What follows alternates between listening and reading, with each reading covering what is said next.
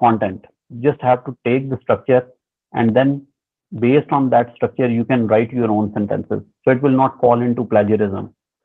AI generated content basically comes not in a true plagiarism. It is a different form of that is basically the AI detection. And most of the journals now, they are starting to develop guidelines for the use of AI. In Pakistan, currently there is only one journal that has integrated AI into their journal selection procedure, and currently they allow 18 to 20% of AI content. So use artificial intelligence for structure rather than for content, because the structure it follows, it is very precise, but the content which artificial intelligence models they provide, this is basically a predicted form of a content. Another example I can give you is, suppose you have a bottle of a juice. So what you will use AI to develop that bottle, but not what is inside. You will not use it. I hope this is clear. Now, rule number 2 is outsource your academic labor to AI, but not thinking. Uh, Talking beyond 20 years, what the usual way of search is to dress up, go to the library, see the catalog, and then search for the appropriate journal. So all this basically involves physical labor. What After that era, the era came when we are searching on Google search and PubMed. Still, we are using Google Scholar and PubMed as well, but from the comfort of home. What AI has done, it has taken your all this physical labor uh, and then like you can outsource your this labor, physical labor and academic labor of searching to AI, but not your critical thinking. You have to integrate your own thinking with the use of artificial intelligence. So outsource your academic labor to AI, but maintain your critical thinking. Don't give your thinking to it. Second, third rule is that treat AI as a research assistant and not as a supervisor. Uh, Take artificial intelligence tools like ChatGPT, like SciSpace, Paperpal, or there are other thousands of tools that have been developed. Take them as an undergraduate student who is eager to learn and refine his performance based on the coaching which you are providing. Don't take artificial intelligence tools as your supervisor. Whatever, don't believe blindly on whatever the AI says that it is correct. I do hope that most of us, we don't have a good relationship with the supervisor. So just take that same take artificial intelligence as your research assistant and not your supervisor. Whatever the AI says is not 100% to be believed. So take the artificial intelligence as your research assistant and train it accordingly, according to your own thinking and knowledge. Okay. Then rule number 4 is that don't over rely on AI and don't forget to use common sense. This one and the previous one, they are basically like intertwined with each other. That don't believe on each and everything, whatever the command you give, the AI generated content that comes, you don't have to believe on that 100%. And it is not always correct as well. If you are finding literature search, or if you are finding appropriate literature with the use of LLMs, most of the time it is hallucinating, it is providing fake references. Even if you have given some precise instructions that in the custom instructions, still it basically it generates fake content, sometimes fake references as well. And the references will be very nicely styled as well, according to the style you will provide in the prompt, that you will not believe that it is fakely generated. And don't forget to use your common sense. Okay. For this, there was two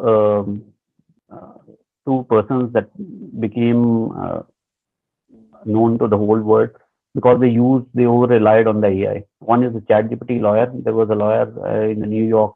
He, some of his colleagues he told that AI can generate each and everything for you.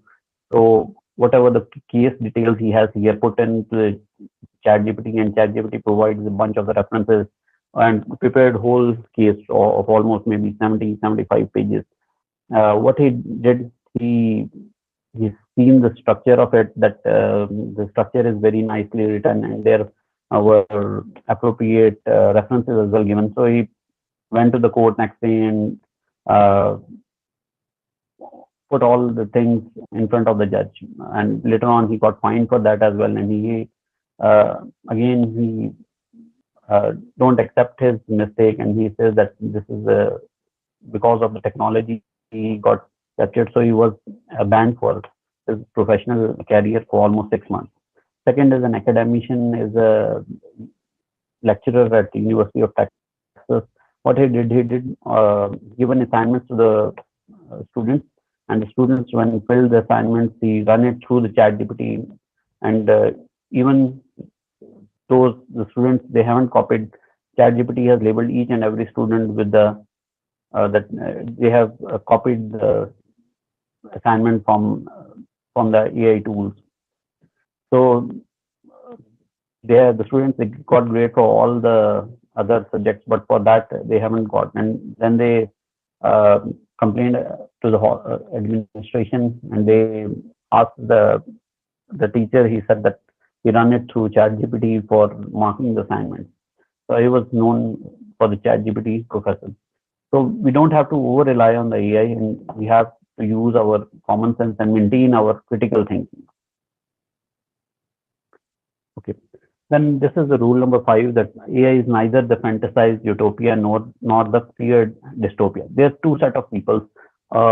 If I say basically one group of people, they think that AI is everything. It has it can do each and everything. It can generate a lot of content. It can write research articles or review articles on behalf of you. And there is another group of people. They say that AI is harmful and we don't have to use it. Actually, both group of people are not correct. Regarding the first group of people, I consider it the undergraduate students, that they start to rely more on ChatGPT, and they think that they can generate 100 of contents by just giving some command to ChatGPT while clicking. And the other group of people are basically what you call the digital dinosaurs. Digital dinosaurs, I mean that very senior people, that they are harmful. They are basically they don't want to use these artificial intelligence tools, and they say that this is harmful for the generation to learn. So both groups of people are not correct. If you use artificial intelligence precisely, very carefully, by following the structure and not the content, by using artificial intelligence as an undergraduate student who is eager to learn, then the artificial intelligence can basically do wonders for you, and it can speed up your process of research and writing. I hope everything is clear. If you have any questions, because these are the general ground rules, if you have any questions regarding any of them, you can ask from me.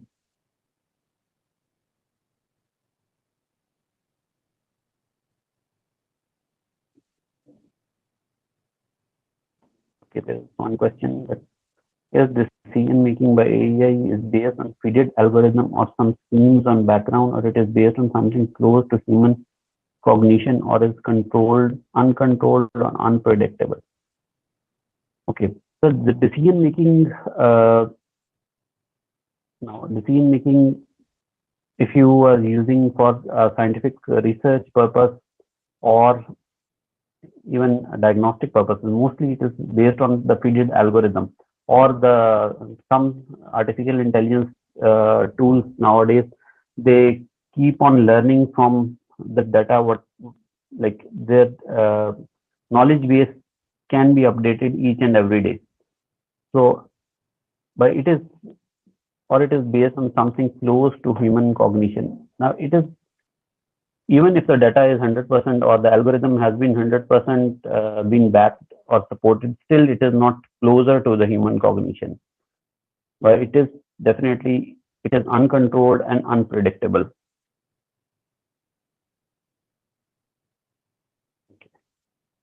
I hope I am a bit clear. If you have any confusion regarding this question, I'll specifically answer this question at the end as well.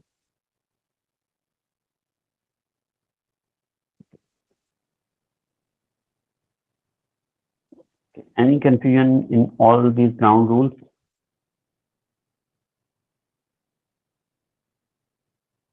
Or we can move forward.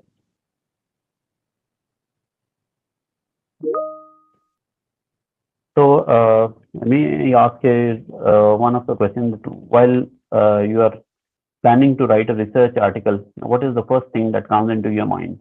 What is the first step actually?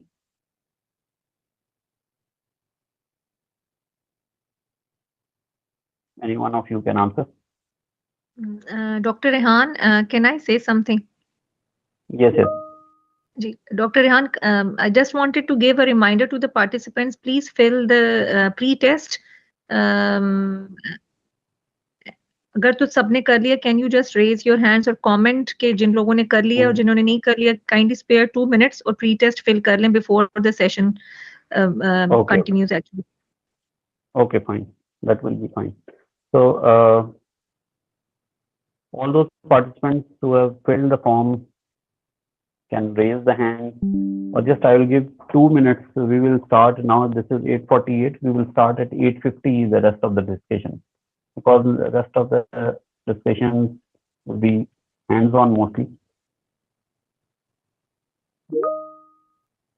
Okay, yes, very fine, Dr. Sara Sabah. Peer-reviewed journal-based literature searching to find the gap. Yes, first thing is the finding the research gap.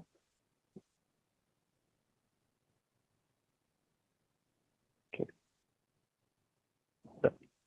So we will start at after 1 minute. We will start. By that time, if anyone has any question, they can ask that question as well.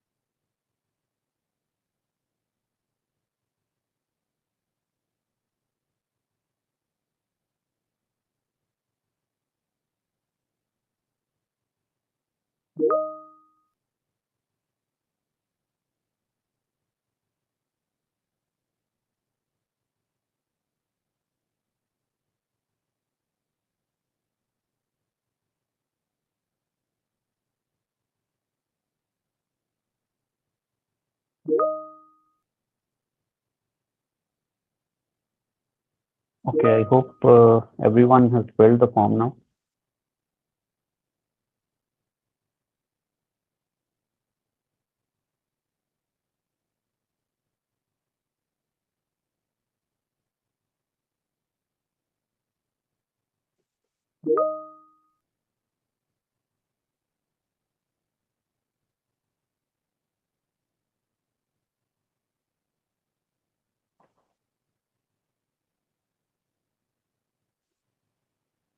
Okay, actually, there is one question, though it is not related to today's workshop. There's any AI-based tool which can help in accessing closed access channels. There is one AI tool, that Sci-Hub. Sci-Hub extension actually is continue to change day to day, but with Sci-Hub you can access the closed access channels, or can help in one place in retrieving the required articles on particular subjects. You can use a reference manager like Mendeley, or Mendeley is not that much helpful. Zotero or EndNote are more helpful in retrieving the required articles. But still, you have to first search it on Sci-Hub, and then you can integrate Sci-Hub with Zotero for that purpose. Okay, I hope everyone has filled the form. Now we'll continue to our next part of the session. Share the screen.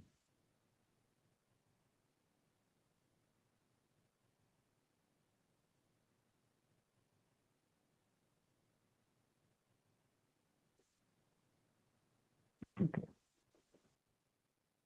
So artificial intelligence, as I asked the question that what is the first step in writing a research article, and artificial intelligence can basically help in each and every step of writing and publishing a scientific manuscript. What is either it is brainstorming ideas, research questions. Next step comes the literature search, reading the articles, extracting important information from those articles, then creating the questionnaire, data collection tools, then specifically on the data collection, data analysis, manuscript writing, language, grammar, syntax, and then comes the journal selection. I'll just briefly tell one or more tools in each and every aspect, but then we will focus on what the large language models have to do with this.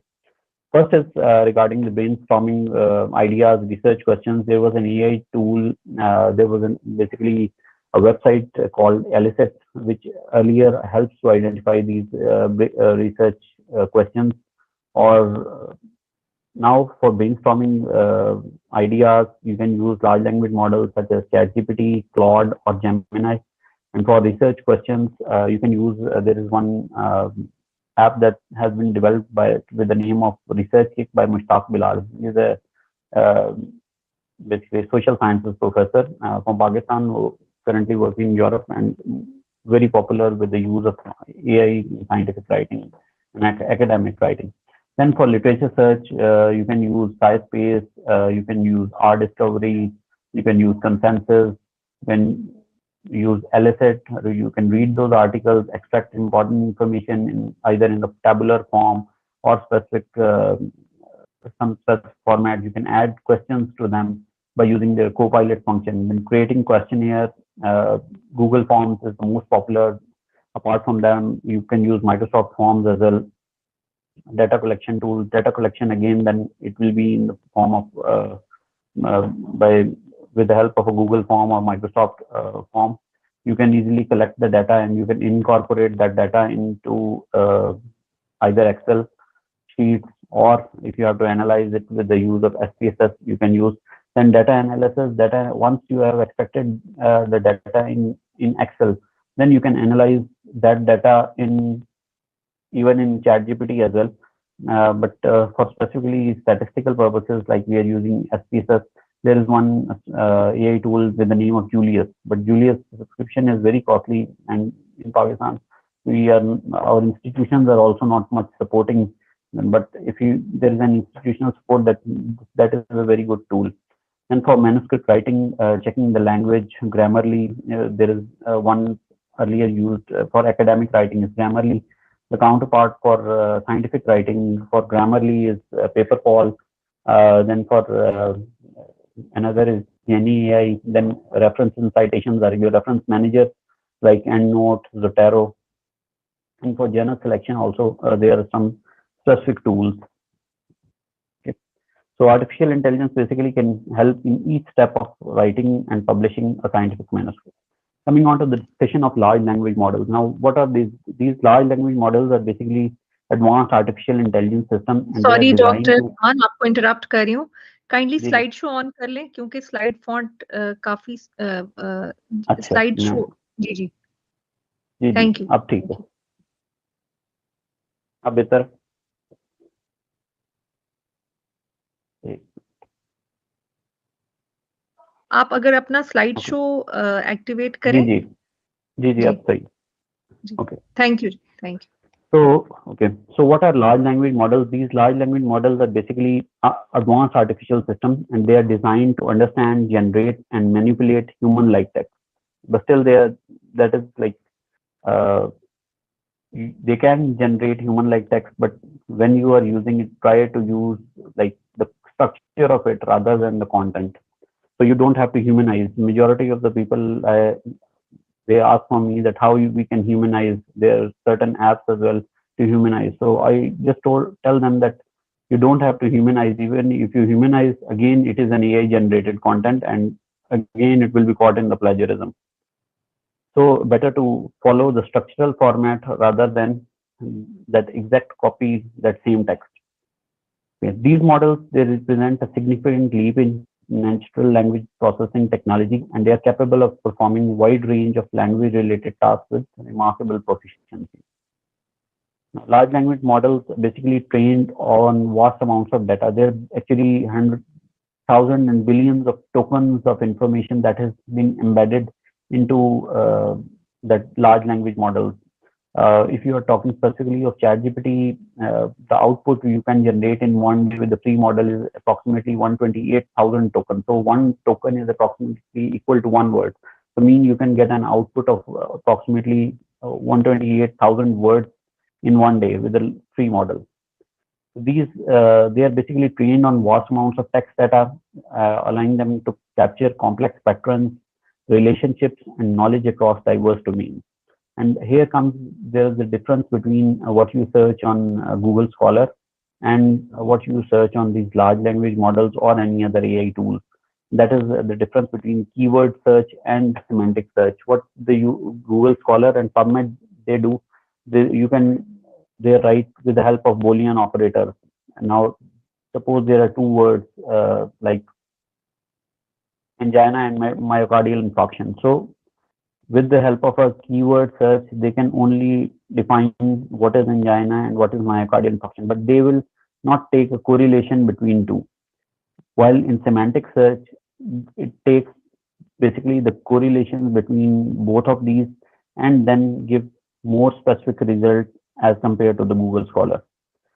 You can test it later on while using any of the AI tools like SciSpace and Google Scholar and see how much results angina and myocardial infarction SciSpace will generate and how much results Google Scholar will generate. What are the key characteristics of these? First is that scale and complexity, massive size, this billion of parameters are there. They are trained on hundreds of gigabytes, terabytes of text. The knowledge base is broad. Advanced capabilities are self-learning for unlabeled data. They generate human-like text. They adapt to multiple tasks without specific training, and they understand and use context effectively. And they operate across multiple languages. Like ChatGPT, you can use in other languages as well, and even the other tools as well nowadays. You can use in multiple languages. Like if you have to translate it in another language, you can give specific instructions to them, and it can translate it as well. Okay, for getting an effective response, the art of prompt engineering, that is the art and science of guiding artificial intelligence, is very important. Prompt engineering is basically the practice of crafting effective inputs prompts to guide AI models like ChatGPT to produce desired outputs. And it's like giving clear instructions to a very capable assistant. AI models are very powerful, but their results depend heavily on how you ask. The more better input you provide to them, the more better output you will get from these AI models. And good prompt engineering unlocks the full potential of AI for tasks ranging from writing to coding to creative generation. For as all of us are healthcare professionals, for healthcare, you just have to know two techniques of prompt engineering. One is incremental prompting and one is mega prompting. if from now onwards I will go to the hands-on session, and then I will explain what is incremental prompting and what is mega prompting. So I want all of you to just sign into ChatGPT.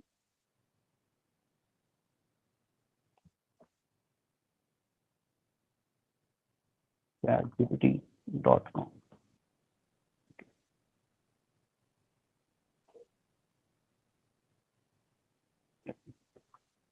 Okay. I'm giving one task to all of you that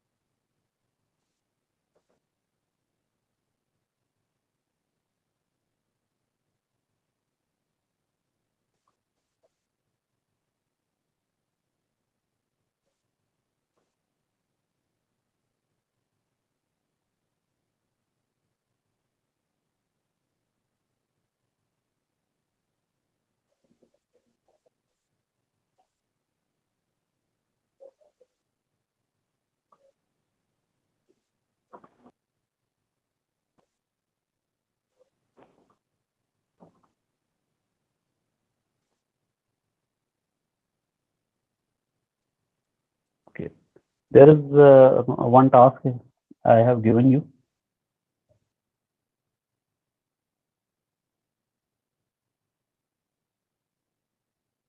Okay. Slideshow. Okay, we are just. I will go to the slide section later on. I have given you one task, and you all of you just sign into ChatGPT and run this sample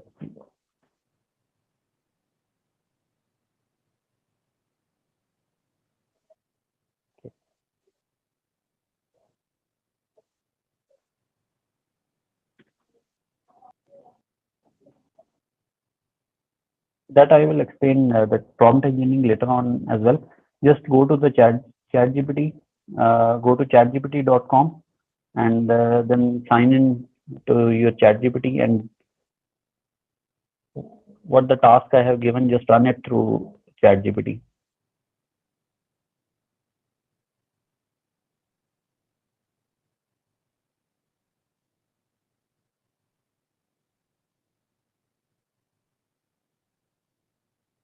Yeah, this is a creative presentation on role of artificial intelligence in reshaping healthcare in Pakistan.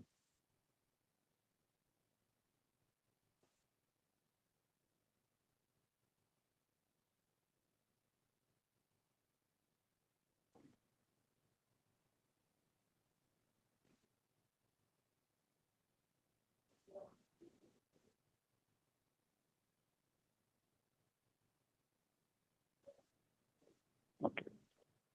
When you are all done with that, just write yes in the chat box that you have run it through the ChatGPT.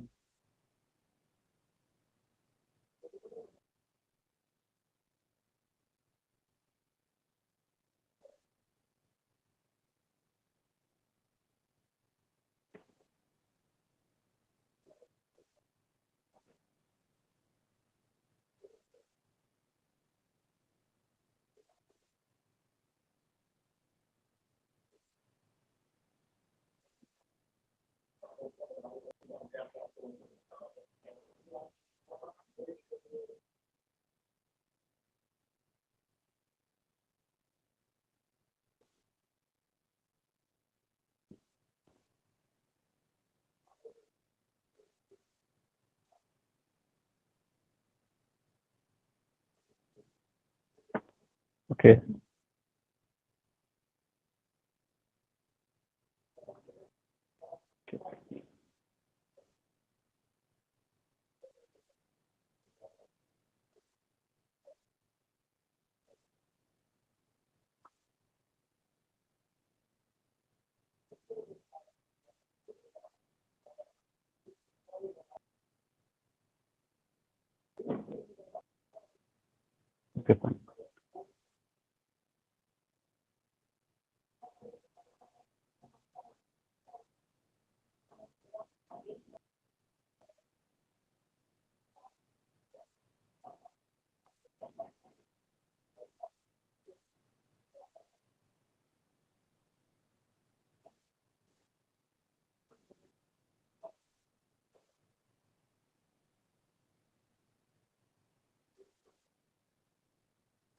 So Dr. Lubna has done, Dr. Musa has made.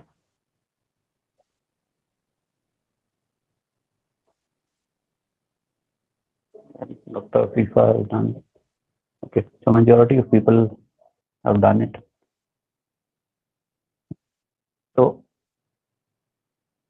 I just want all of you to familiarize you with the use of custom instructions in ChatGPT. Are all of you aware of the custom instructions and how to set the custom instructions?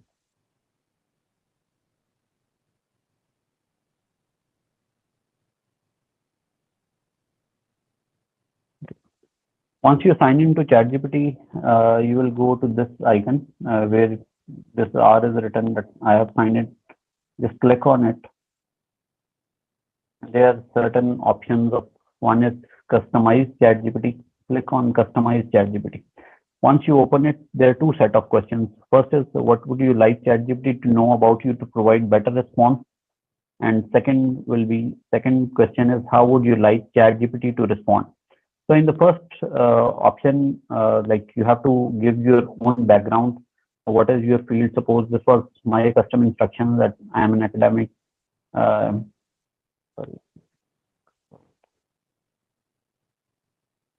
With 9 years experience in emergency medicine, medical education, public health, and instructional design, I do research in these areas and use AI, generative AI platform for research and writing. So what about all my field I have explained to in the custom instruction. Then comes the second question: how would you like ChatGPT to respond? Now, in this, you must work with me as my colleague in assisting research work. Your responses must be scientific and evidence-based from published and cited research. You must not generate responses on your own. Repetition is not considered a good approach in scientific work. Your tone must be professional and scientific. I will share two files in your group.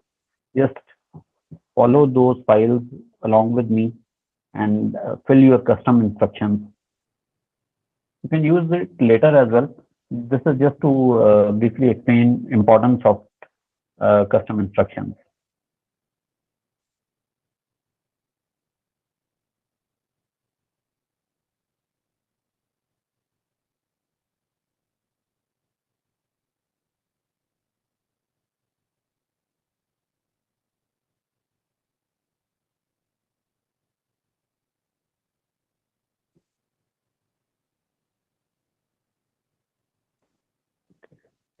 Let me open it here as well.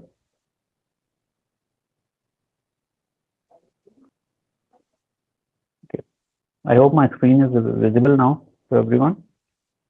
So in this custom instructions, these are basically tailor ChatGPT for academic applications. Begin by customizing profile settings. For first section, use the following guide to inform ChatGPT about your professional and academic background. This is the first box. What would you like ChatGPT to know about you to provide? State that you are an academic research. You write your degree here in your field and detail your role as your current position at your department.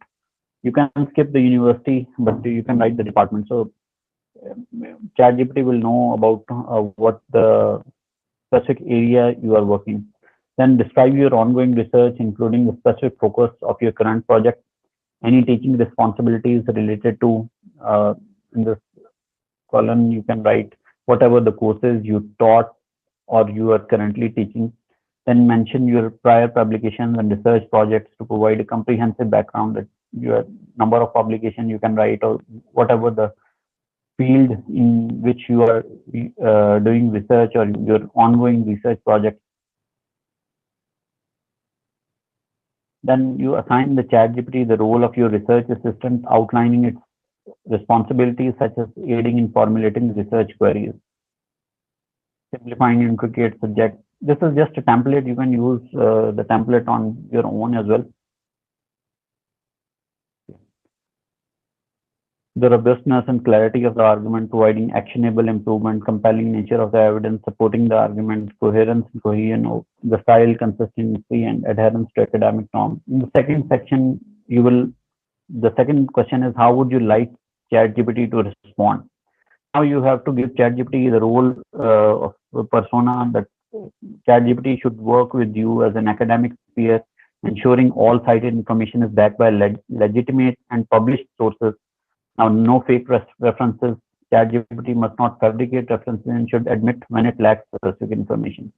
Then comes the style. ChatGPT should omit mentioning its AI nature as this is redundant. This only one custom instruction will actually, if you just put this instruction only, that ChatGPT should omit mentioning its AI nature, it will, tons of your workload will be lessened, because every time ChatGPT will respond, it will respond like as an I think as an AI model. So it must deliver concise, clear, and precise responses, strictly adhering to your directives, including the specified length of responses.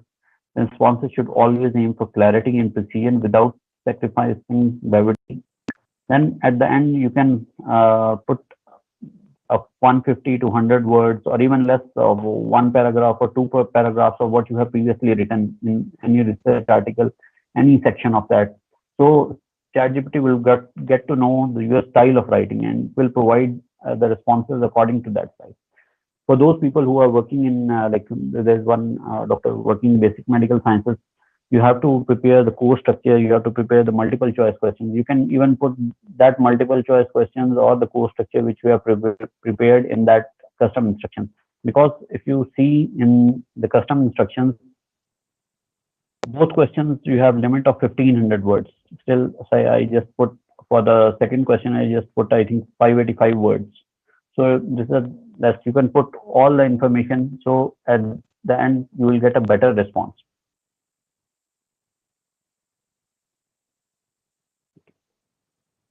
I hope this is clear. Based on this format, you can either okay, I will just okay.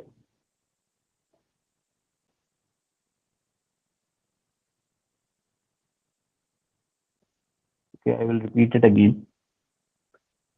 You go to ChatGPT after logging in, click on where your sign name is coming, then go to customize ChatGPT. There first is my GPT, second is customize GPT, then there is settings, then is upgrade plan. You go to customize ChatGPT. In custom instructions, there are two set of questions. One is, what would you like ChatGPT to know about you to provide better responses? In this, you have to tell ChatGPT about your academic experience, about the field where you are, in which field you are working, in which department you are working. You can give approximate number of years of experience. Then you can write about your interest in the field of your research, what research project you are currently undergoing on. And then you can give ChatGPT the role of as an AI assistant or as a research assistant can work with you. Like I have written here, I want you to work with me as my research assistant for providing scientific and evidence-based information. This is all about first question. Okay. You can use this format as well. I have already shared it in the group, so you can later on select as well. First is you give introduction about yourself, then your research experience and what are your research ongoing projects. Then you give ChatGPT the task. You assign ChatGPT the role of your research assistant, outlining its responsibilities, such as aiding in formulating research queries, simplifying intricate subjects, conducting mock peer reviews, and refining academic writing. Okay. So these are all the instructions you can put. This is one format. You can design format according to your ease as well. Then in the second section, you specify how you expect ChatGPT to interact with you. So how would you like ChatGPT to respond? And this first is persona. Like you give ChatGPT the role or persona as an academic peer, ensuring all cited information is backed by legitimate and published sources. Then for fake references, you must write ChatGPT must not fabricate references and should admit when it lacks specific information. Even if you put this, still ChatGPT can sometimes hallucinate and fabricate references, but still with these custom instructions, the chance of the error is a bit less. Then style, ChatGPT should omit mentioning its AI nature as this is redundant. It should deliver concise, clear, and precise responses. Then you can put a paragraph of your own writing. You have written for any review article or any research article. So the ChatGPT got to know about your style of writing. Or if you have to develop multiple choice questions with the use of ChatGPT, even one sample set of questions, you can put it here. I hope this is clear now.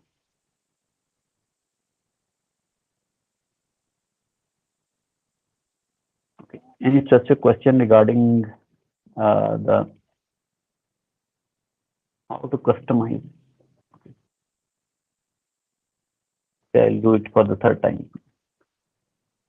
When you go to chatgpt.com, after signing in the top right hand corner, there will be one icon where your name is being displayed. Like this is it is written R. So for this, first option is my GPTs, then is customize ChatGPT. Click on customize ChatGPT.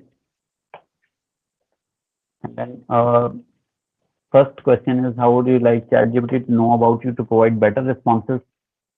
And second question is, how would you like ChatGPT to respond?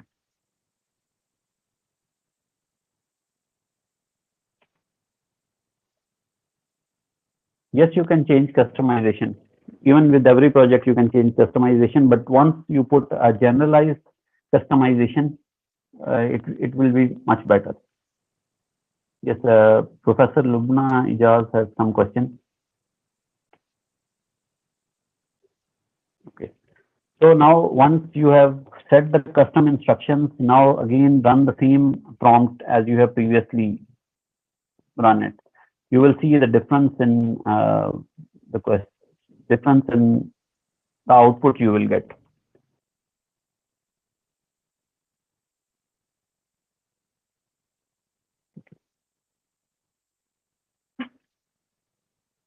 And everyone's response will be different from the other. Okay.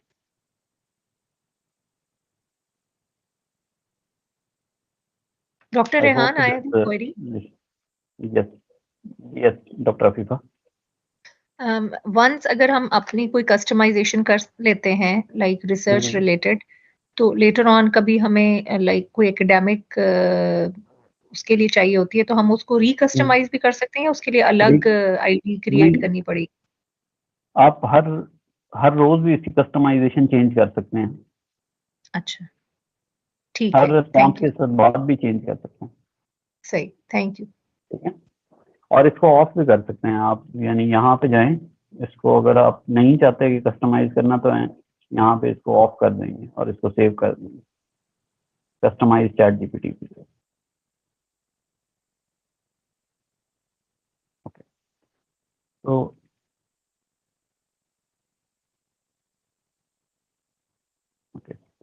So brief intro about the settings of ChatGPT. You just click on here, go to the settings.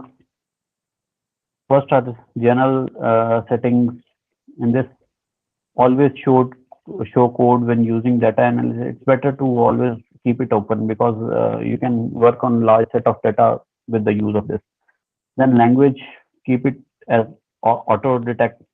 Archive chat, you can manage it here. You can even delete your chats as well. Okay. Then you can delete all chats from here. And then is a log on. So then come to personalization. Personalization first is memory. If you want to keep the memory on, it will show all the tasks in the sidebar. Let me see. Show you again. Like whatever the task I performed, it will be shown here in the last previous 30 days. If you keep the memory off, it will not be shown.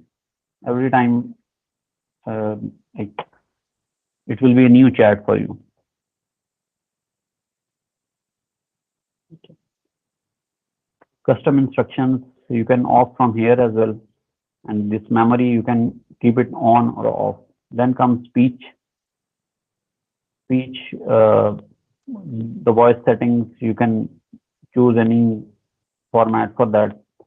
Then main language, I keep it as auto detect. There are other languages. If you want to select any specific language, you can select. It's better to keep it auto detect. Then comes data controls. Data control, improve the model for everyone. If you want your data to be specifically used by you, keep it as off here. And your chats will not be like integrated, or chats will not be like, basically the responses will not be integrated with other people. Otherwise, ChatGPT will use it for its learning. Then shared links, you can manage here. I will show you how to share the link of your chat as well.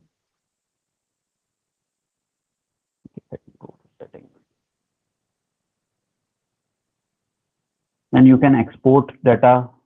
You can switch it on or off from here. Then this is for deleted account, if you want to delete your account.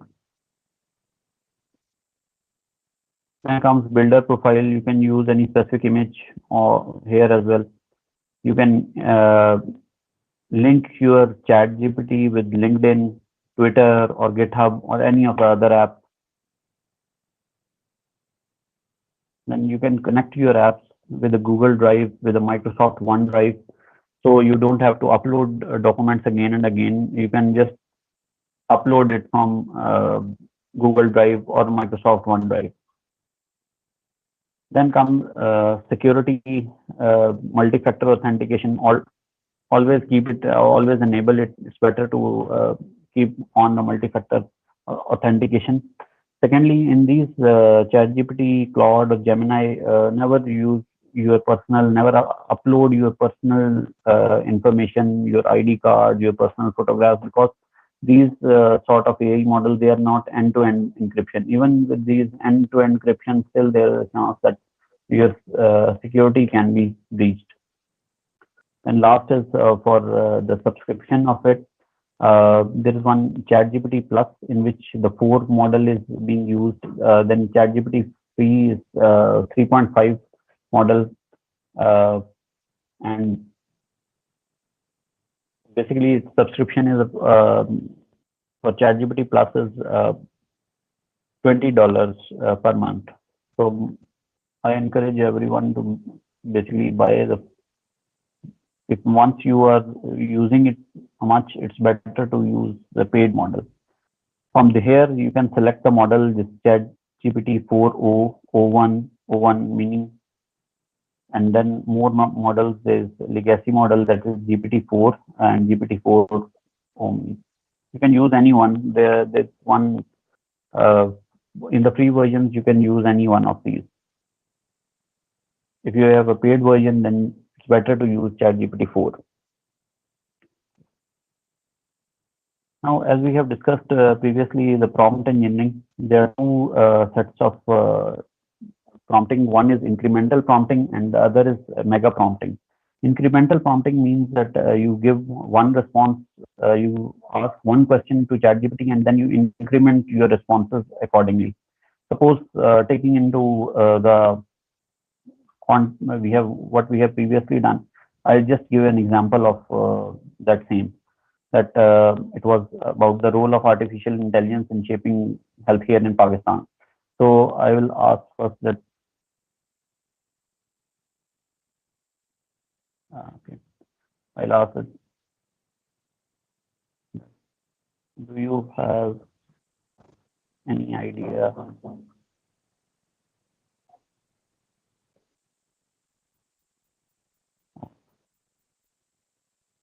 Healthcare in Pakistan.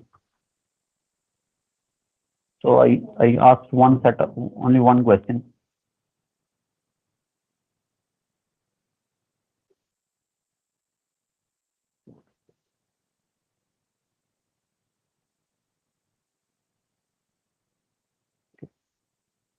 So yes, the healthcare system in Pakistan faces several challenges, but also has areas of progress. So it has given a brief perspective of healthcare in Pakistan. A few of the questions. Now I ask the next, that do you think artificial intelligence has a role in reshaping healthcare? So in this way, I am incrementing one response at a time. I am adding one value. Do you think AI has a role in reshaping healthcare?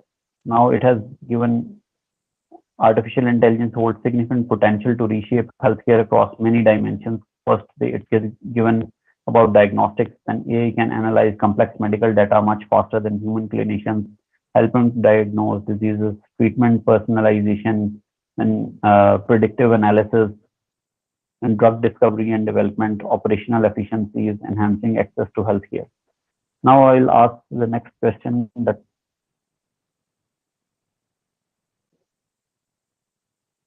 can healthcare in Pakistan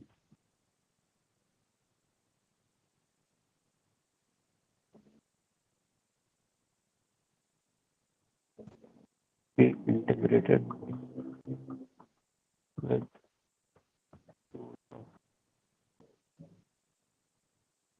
artificial intelligence?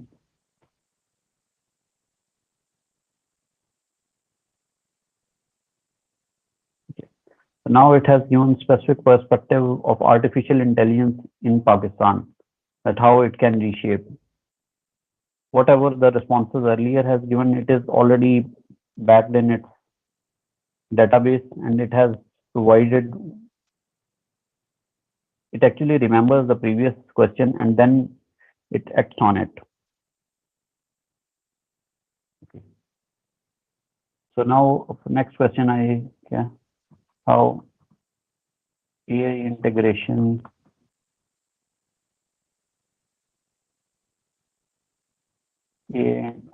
how AI integrated healthcare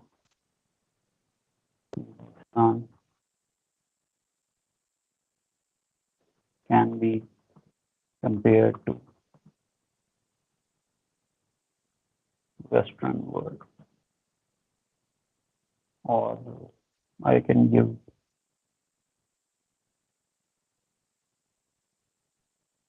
to United Kingdom.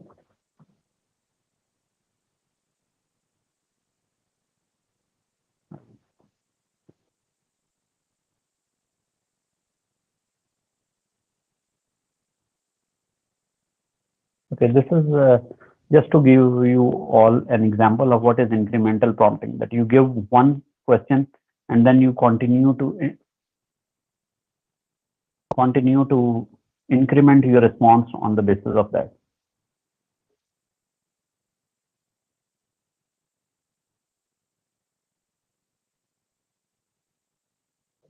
Okay, now suppose I want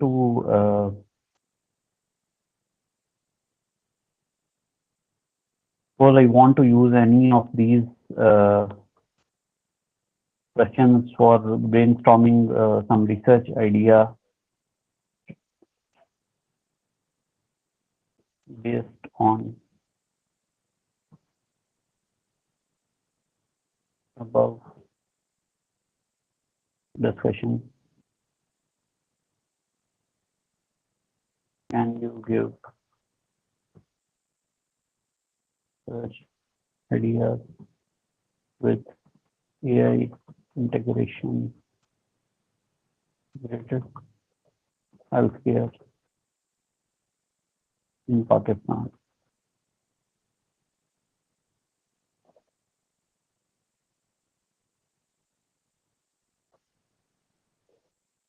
So now it has given some research ideas, assessment of AI readiness in Pakistan, healthcare facilities, impact of AI on diagnostic accuracy in remote areas, then AI-driven telemedicine services for chronic disease management, ethical consideration of AI in Pakistan healthcare, AI in health resource optimization.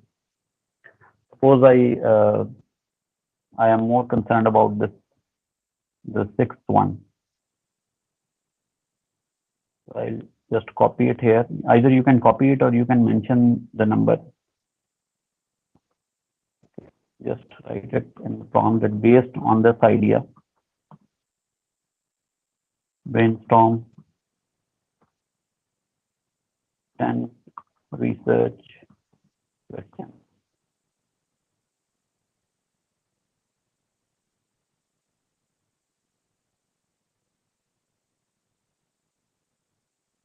So now it will provide you with few research questions. You can define these research questions or you can use it as own as well. Okay, what are the key indicators that predictive analytic models must include to effectively forecast epidemic outbreaks? How accurate are existing AI models in predicting the location and scale of epidemic? What data sources are most critical for training AI models? This is just to give an example of what is incremental prompting. Any question regarding incremental prompting? Have you got an idea? If you want any other, if you have any other topic in your mind, just tell me. So I'll do one incremental prompt for that. Then we will go to the mega prompting. What is mega prompting?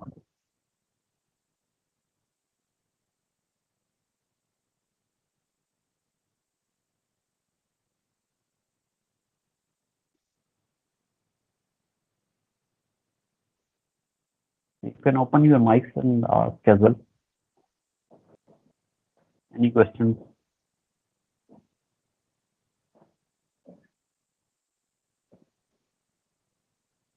Yes, Professor Lubna.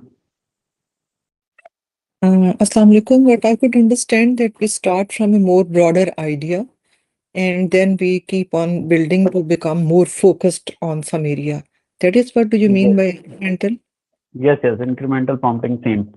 Yes, you can start with a broader area and then you can keep on narrowing it down. Thank you.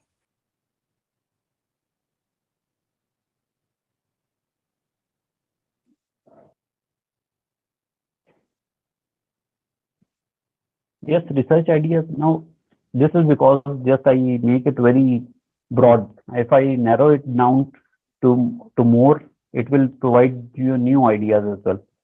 Regarding the new ideas, there is another way I will tell you. Regarding new ideas, you can search the literature and then you can embed that literature search or your articles into ChatGPT. Maybe you will not do it with a, suppose I will attach this file from my computer.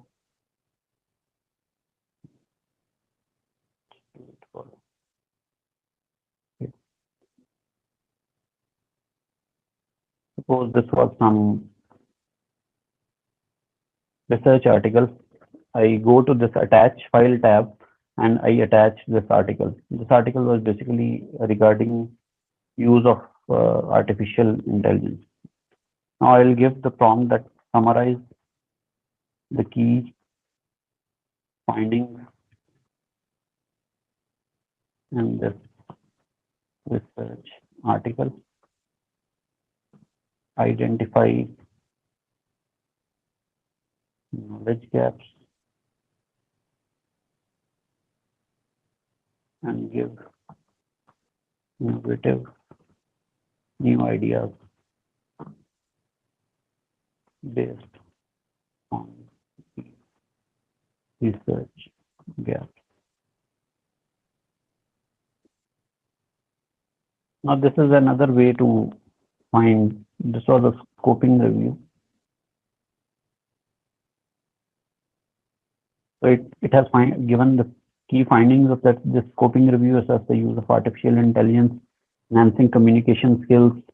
It has given effectiveness. AI and machine learning have shown to improve the accessibility and the visualization of communication skills training.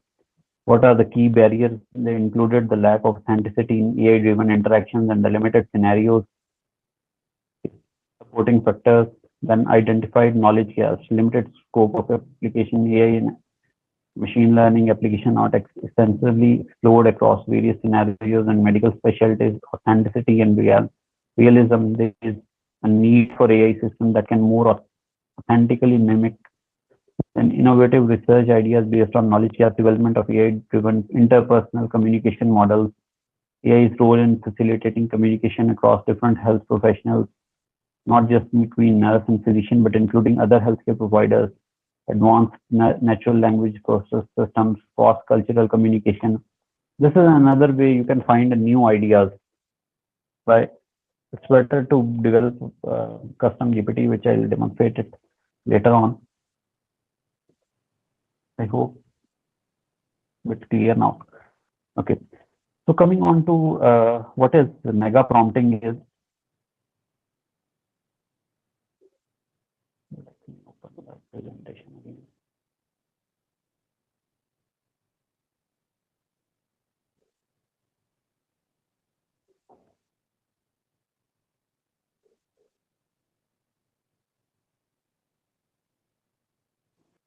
We were here. So prompt engineering is basically the art and science of guiding artificial intelligence. Prompt engineering is the practice of crafting effective inputs that are prompts to guide AI models like ChatGPT to produce desired outputs. It's like giving clear instructions to a very capable assistant. AI models are powerful, but their results depend heavily on how you ask. Good prompt engineering unlocks the full potential of AI for tasks ranging from writing to coding to creative generation. Okay, what are the basic tips for effective? That you need to be very specific. You have to clearly define what the desired output you want. Then you have to experiment. You have to give like prompts with you have to try the different types of prompts and different type of wordings. Then you have to provide the adequate context, like give the AI background information if artificial intelligence models, the background information if needed. Context, which means that suppose I have given you that prepare a presentation. So you have to give the context that you have to present it where and what is your actual role in that, what the AI models have to act like as an academic assistant. Then iterate means refine your prompts again and again. Once you get one output, you try to refine it again. Okay? Never rely on one single prompt. You define it with your critical thinking. Then learn from others, explore prompt engineering communities. There are several communities, there are several of the courses being delivered on Coursera and edX even as well, that you can learn to build effective prompt. Now there are two formulas basically. One is Coster formula and one is that role, persona, output, tone, style. So by the wording, it like the context is be specific about what you want the AI model to do. What is your objective? Avoid subjective language, your personal opinions. Then style, like by style you mean suppose you have to give a scientific presentation or you have to give a lecture to the student. What will be the effective tone? Like we all are healthcare professionals, so our tone will be professional and scientific. What will be the target audience? Include examples to guide the AI's response. Then always refine and review your prompts. Okay.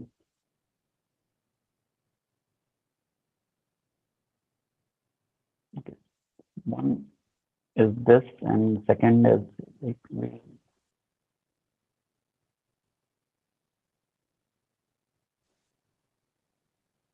let me do it here. Let me open a new chat. Okay, our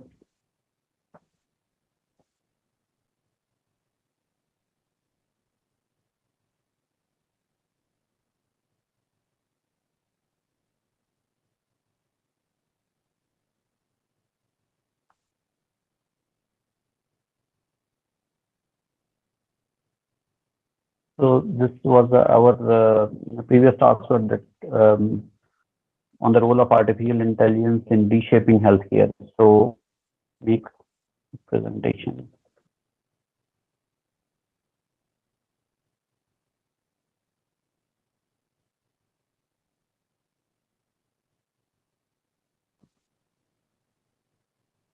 reshaping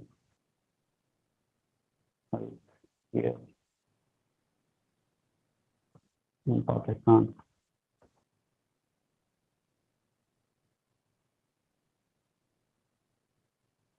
Next.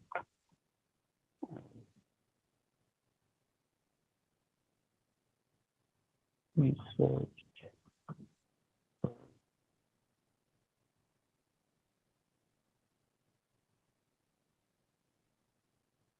And second, sorry,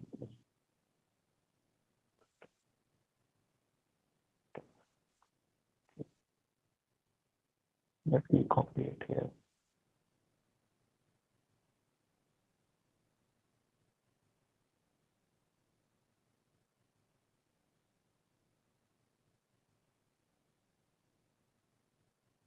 So this is the context. Then next was objective.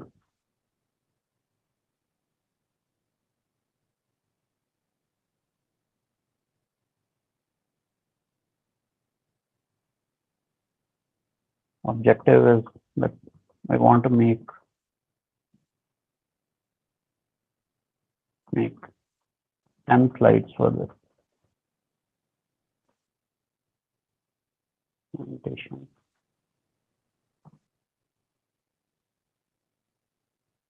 Style,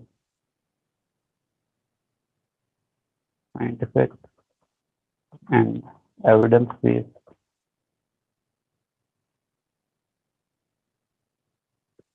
Better to keep it whatever you have written in either brackets or comma.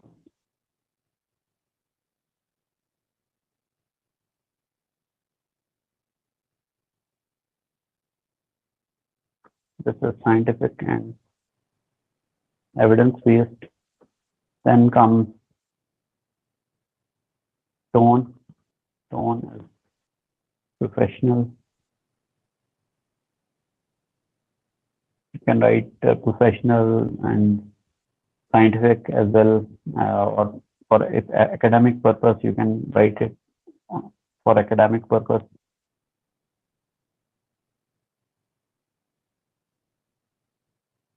And target audience is, you can write either audience. Suppose this is, you have to give to some certain stakeholders, government stakeholders, administrative authorities.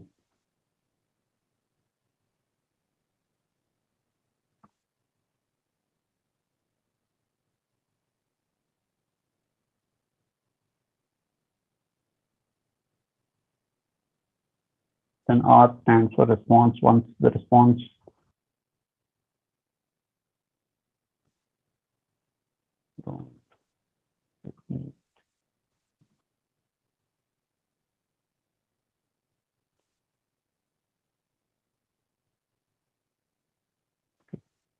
once you have given the instructions, it can work on the basis of first slide. So just started to generate overview of healthcare, current healthcare scenario in Pakistan, then emergence of AI in healthcare, what is AI, global trends in healthcare.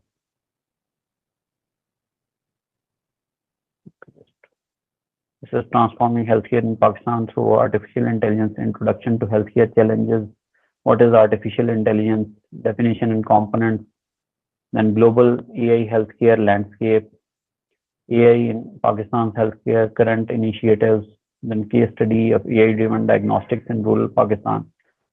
Now you have to, at least it has provided you with an appropriate structure. Now for the content, you can either search it or you can re-expand it as well.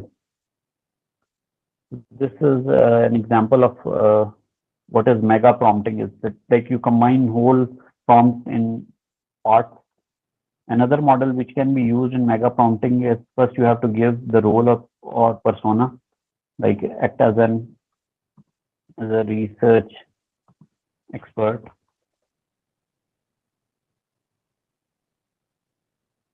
Background. research expert in your field as well, you can mention in both emergency medicine, right? Then background, 9 years of experience.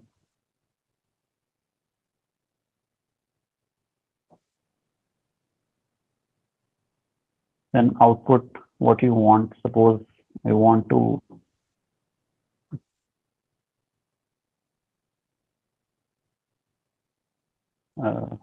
research ideas for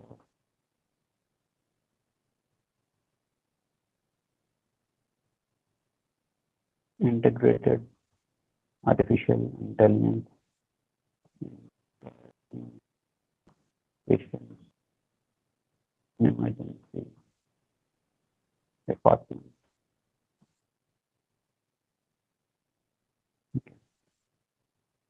Then tone,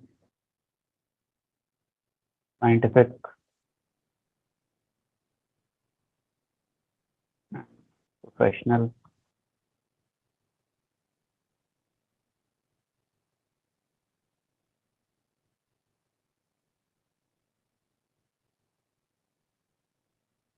Then a task that brainstorm and research questions and find relevant features. Okay. So first you've given the roles to AI, then background of your experience and research, what the output you want, what will be the tone, and what is the task. So in this way, as a big prompt you can give and you can work on it. You can even find research ideas or research article based on the healthcare field you provide to it. So it has given, on the basis of this, it has given me a few questions. How can AI-based triage system impact patient wait times in emergency departments? What is the accuracy of AI algorithm in predicting patient acuity compared to traditional triage by healthcare professionals? Can AI improve outcomes in emergency department by prioritizing high-risk patients more effectively? How does the integration of AI in triaging affect workload and job satisfaction in emergency department? What are the patient perception and trust levels toward AI-driven triage systems in emergency department? How effectively is AI in triaging a multilingual and multicultural? So it has given a set of questions based on the prompt I have provided.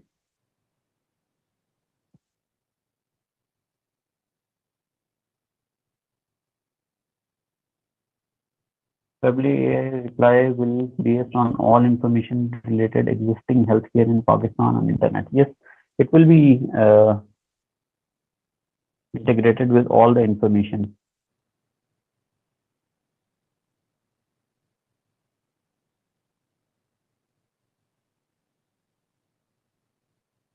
Currently, I don't know why this web search is off on. Yes, for this model, it is on. If you want a web search, you can search the web. You can ask the AI here, it can search the web-based of search from the Explorer. It's basically in 4.0 model, not in 4. That's why it was off there.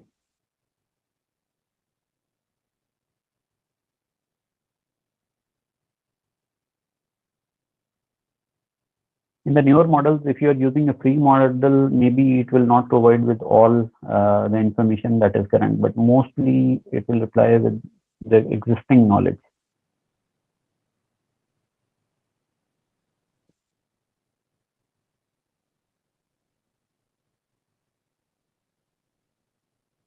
Okay, any question about the mega prompting?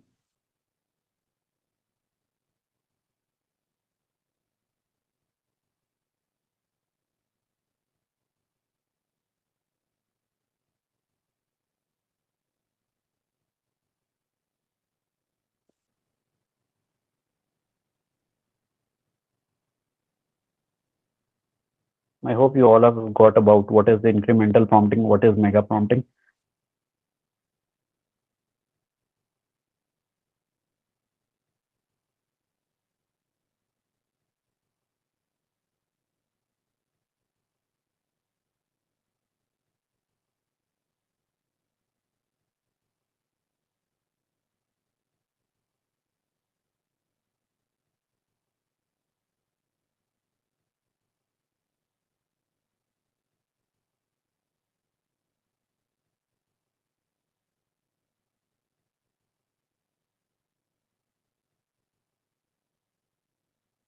Okay, any question from anyone regarding incremental and mega prompting?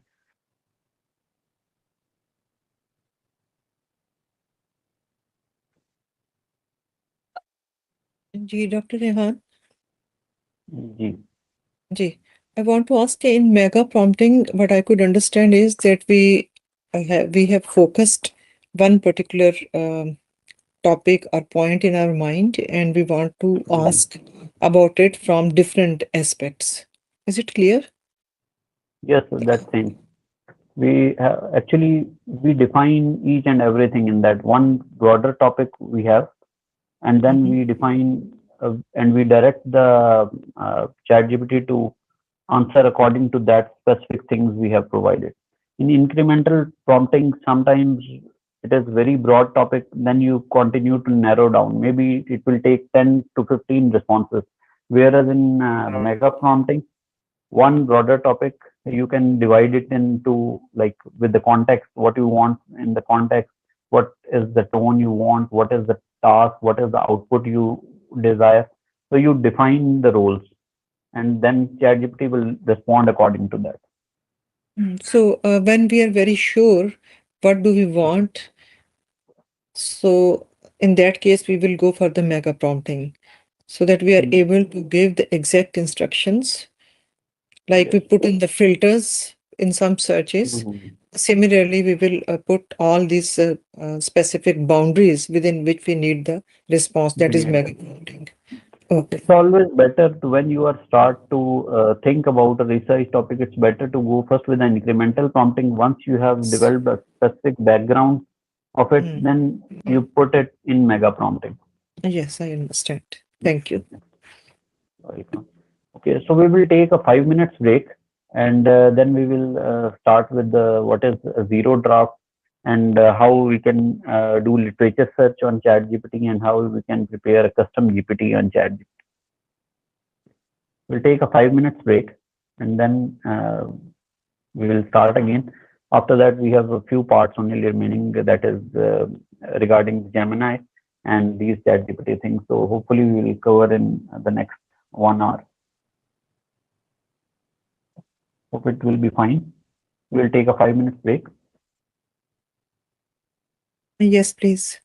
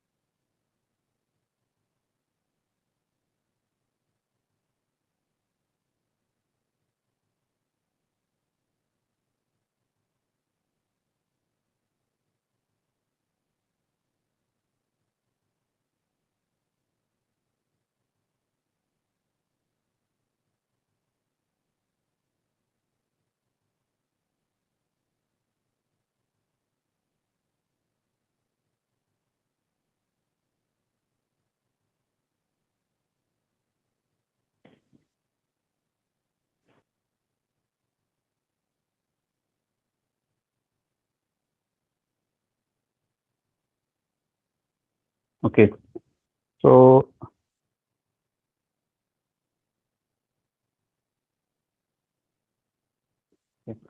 so there is one comment from yes,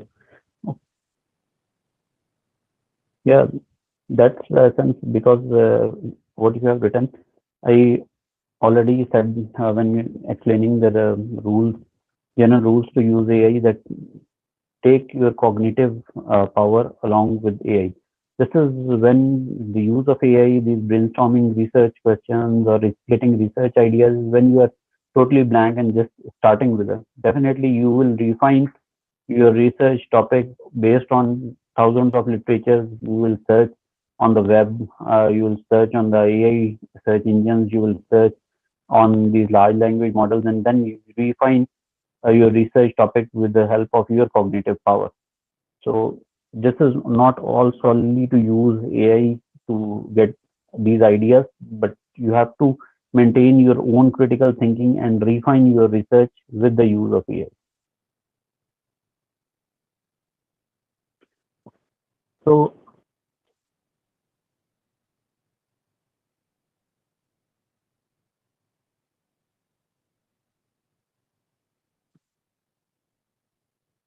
I hope my screen is visible to everyone. Let me share it again.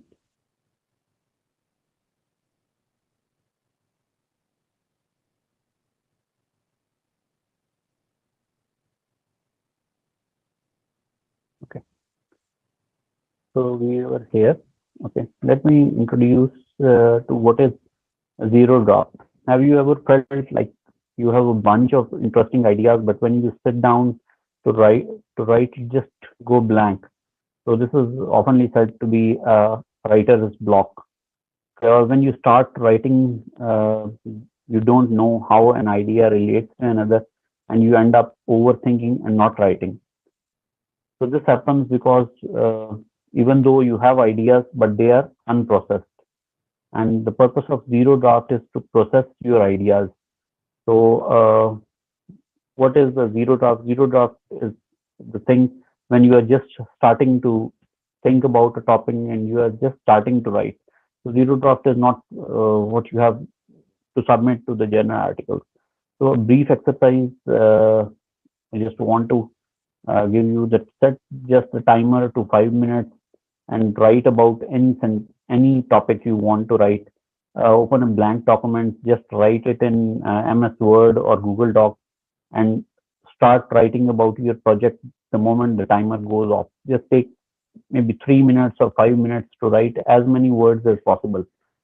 Once you have written that, then we will run it through ChatGPT to refine what we have written. Don't worry about any structure errors, any grammatical errors, or any spelling. Just I have written it here 15 minutes or 15 minutes, a bit more time. Just take 5 minutes, open a blank Word document, and then once you have written it about that, then I will provide you a specific prompt, and then you run it through ChatGPT to refine it. The zero draft may have like a lot of errors, not a single error. It has may have a lot of errors. But you have to start using. You have to just start writing the moment you have thought of any topic. It must be on any topic, not on any specific topic.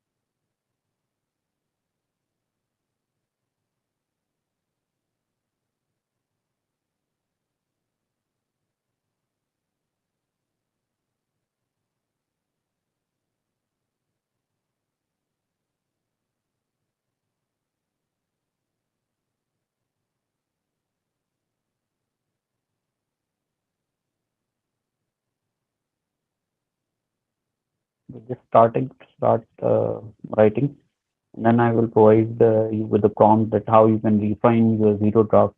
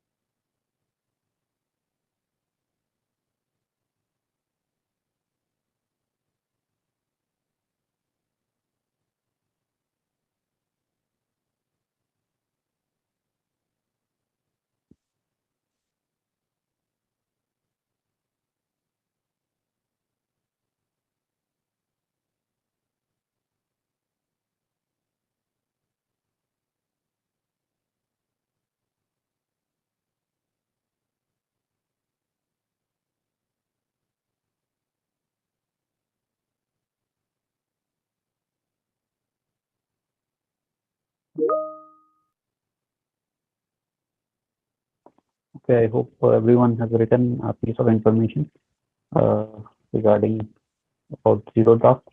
Once you have written it, then open ChatGPT, and now we have to clean the zero draft with ChatGPT. Type in the following prompt that please remove redundant words and phrases from the following passage and make it coherent and cohesive. Now paste your zero draft under the prompt. So let me copy this prompt and put it in the chat box.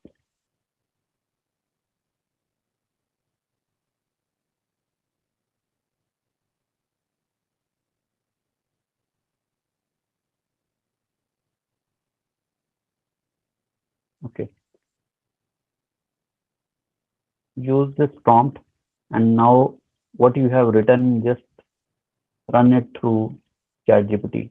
Please remove redundant words and phrases on the following passage and make it coherent and cohesive. Let me do it for, I have written one piece of information earlier. Now I will run it through.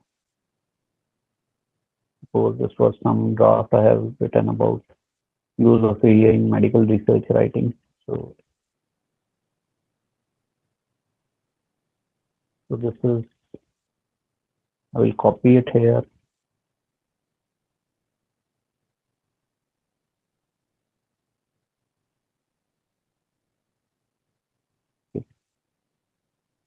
Keep this in box. And then I will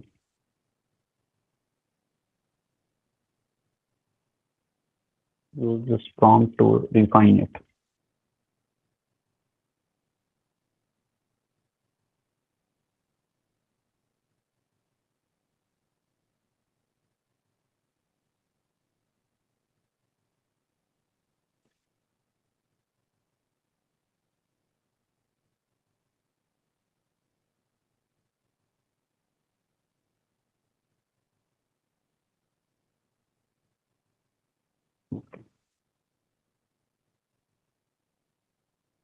So it was my zero draft, and with the help of this prompt, we can, so see, it has refined it. I have written a bit more of information.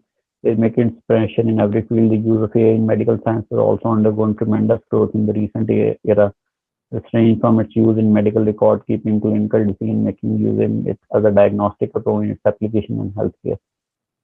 Okay, so it has written it. It has a bit refined it, significantly impacting every field, including medical sciences, which have seen considerable growth in its application recently. These include medical record keeping, clinical decision making, or ethical consideration pose a challenge to the use. So the actual content is there, but it has bit refined it. The structuring of that sentences is made more appropriate with the help of this. Now, with the same way, you can use the ChatGPT to write transition sentences between. Then you can use it for brainstorming research questions. Suppose this is an example prompt. That topic is how AI can assist medical students in healthcare research. The context of it is AI and healthcare. Requirement is generate 10 research questions for a journal article. Language is academic, tone, professional, and scientific. So just you can get an idea of it. Then you can later on read the research articles and refine your research question, what you got from ChatGPT or AI models with your own critical thinking. Then you can also take your work, what you are doing, it you can progress work in progress and run it through ChatGPT or Bing, and you can use it to critique, and you can also ask for an argument of it.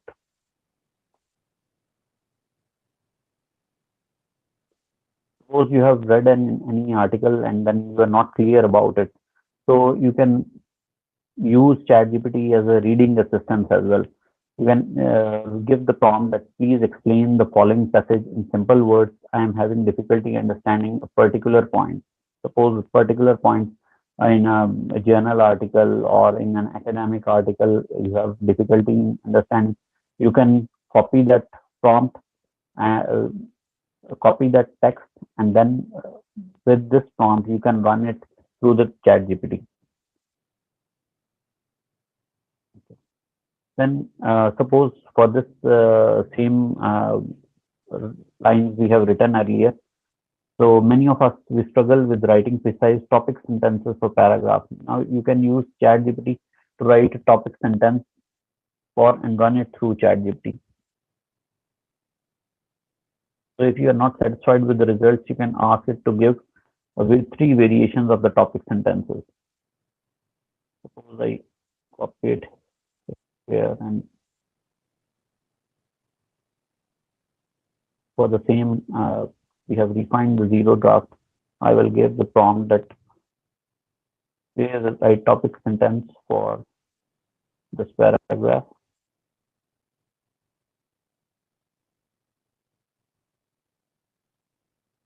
So it has written AI's expanded role in. Now I'm not satisfied with it. I'll ask it give 3 variations of this topic sentence.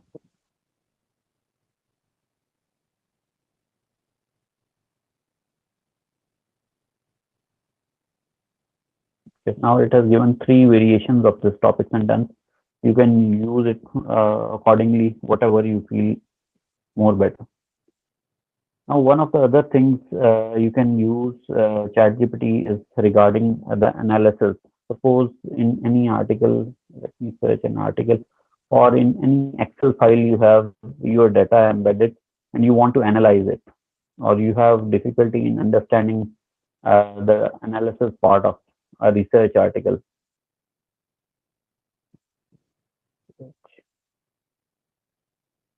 One from here.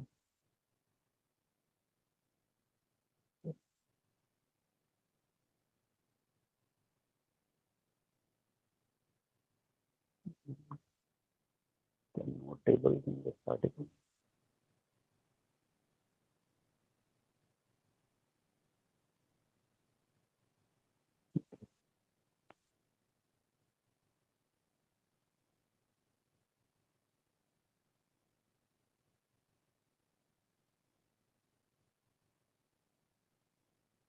So this is the demographic characteristic of people. This is the article is about how should artificial intelligence be used in Australian healthcare. So I have difficulty in understanding the results for this.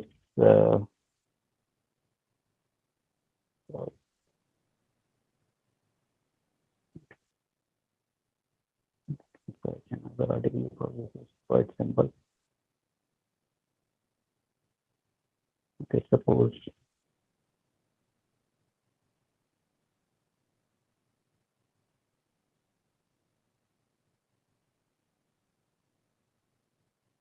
I will capture it here.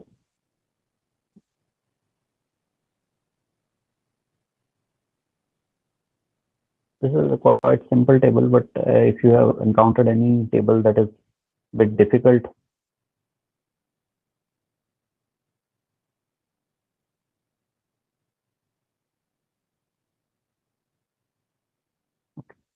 So I pasted it here, and then I will give that analyze this table and explain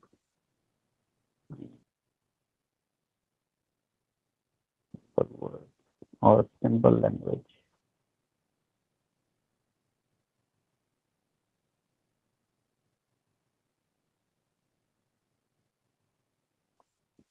So it has written that displays the familiarity of students with certain artificial intelligence terms. A simplified breakdown of the finding. 86% of students were familiar with the term, while 14% were not. It has breakdown it. Now I want to make it, organize it in a tabular form. It was earlier in tabular form, that organize it in a more realistic way, tabular form. So it will give it in, it was reconstructed. It was earlier in tabular form. So if you have any Excel file, you can analyze it with the help of ChatGPT. At least a simple understanding of it, it will give you, and then you can analyze it using the statistical software.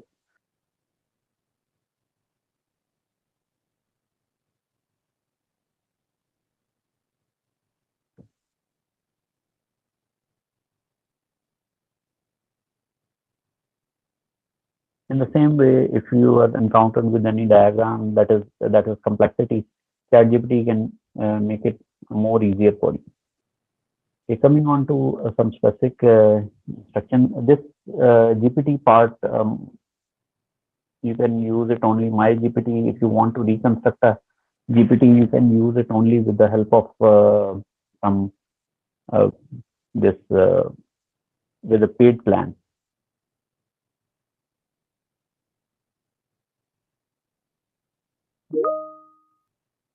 Better to go to GPT stores first, explore GPTs.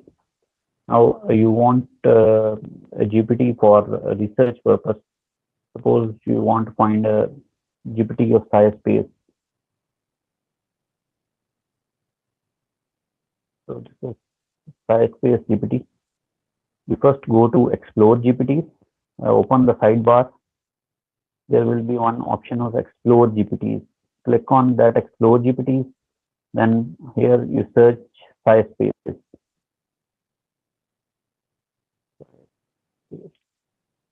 So this one is the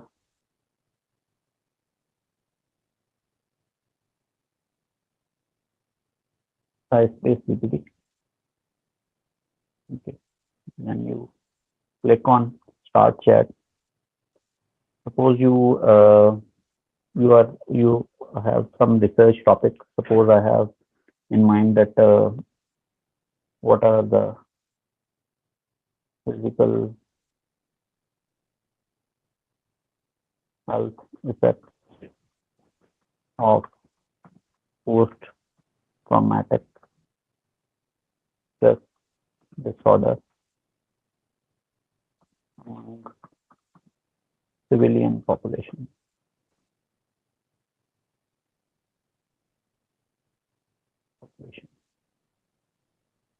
Find relevant literature from journal articles along with references. So this is, it has interacted with the SciSpace GPT. SciSpace is typeset.io. So SciSpace wants to talk to typeset.io. That is, you confirm it. Then now it is communicating with SciSpace. It is all providing information from SciSpace database. So here, GNR is based on knowledge. So it has given a certain information, and then it has given users also ask 3 questions. It has basically not given some references. Okay. Find relevant literature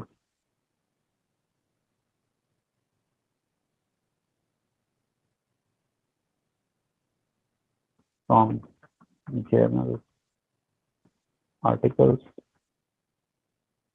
along with reference APA style.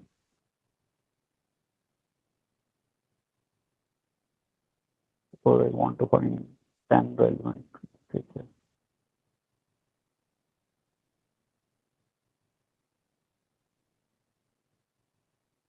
Arrange it in tabulated form.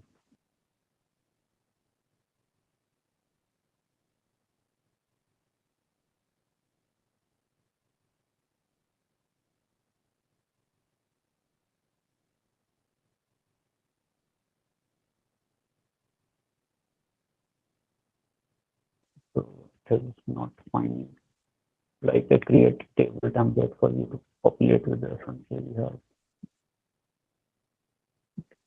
not provided the relevant literature.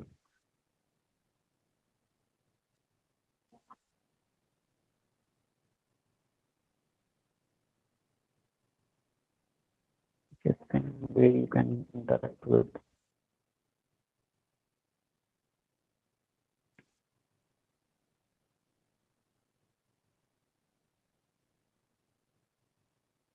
So you can ask the same question in consensus. So first you ask what are the physical health effects of post-traumatic stress disorder.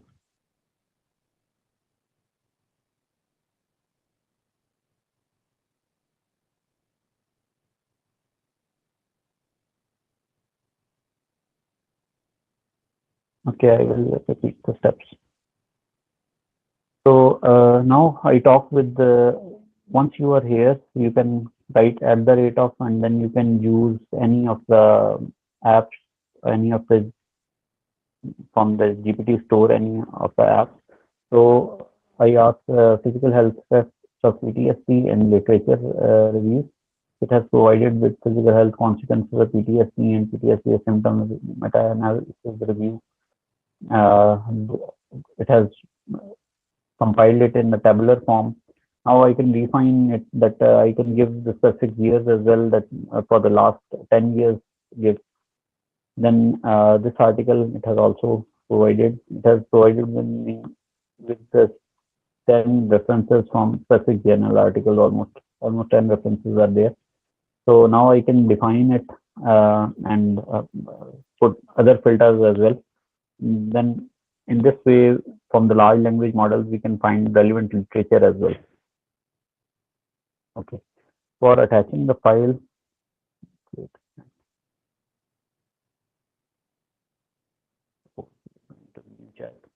there is one attach option here, attach files. Okay. You go to it. Once, if you want to attach a file from Google Drive, you can connect it to the Google Drive or Microsoft OneDrive. If you want to upload from your computer, you go here, and then suppose this article you want to attach. So you attach. Now analyze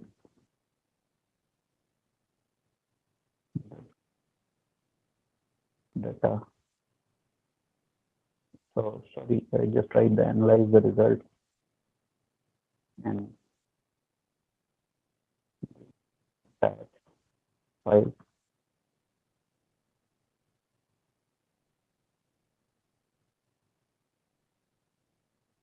So it has provided me the results in the attached file. I want to arrange these in a tabulated form, range the results tabulated form.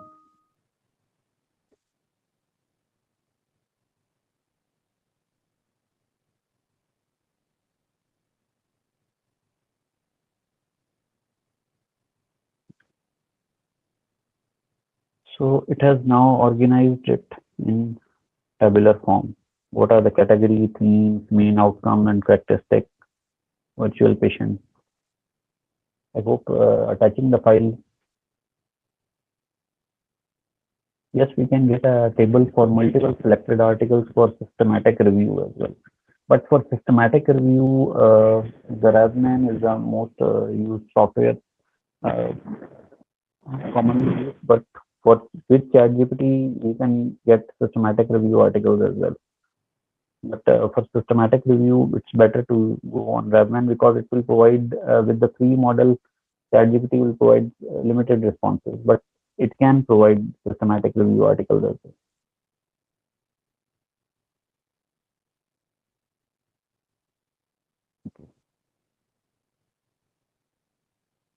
So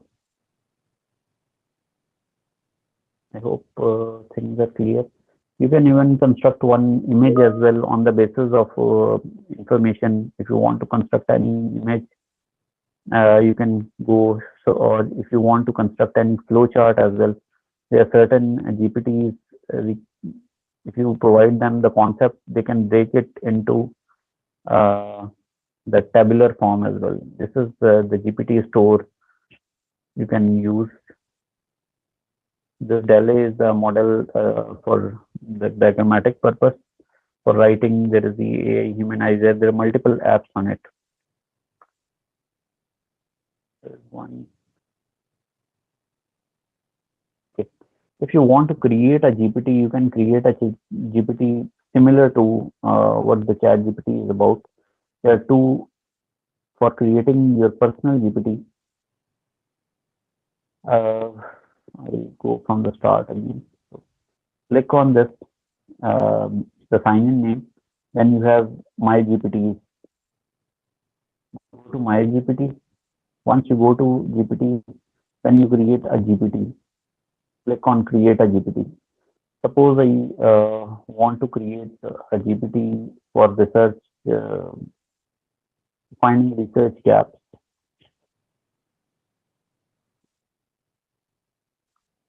Research gaps. Now, for configuring, this is the name, and then you add description that find research gaps based on the provided research article, analyze the, or you can write the instruction like critically analyze the results and discussion of the article and provide research gaps and innovative new research ideas. This is a brief description. You can provide some specific sort of instructions to it as well. Then you can upload files as well. Yes, suppose I want to, I'll put this article here.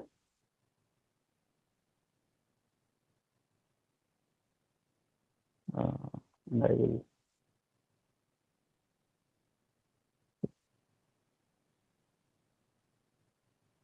I'll put instructions the same as well.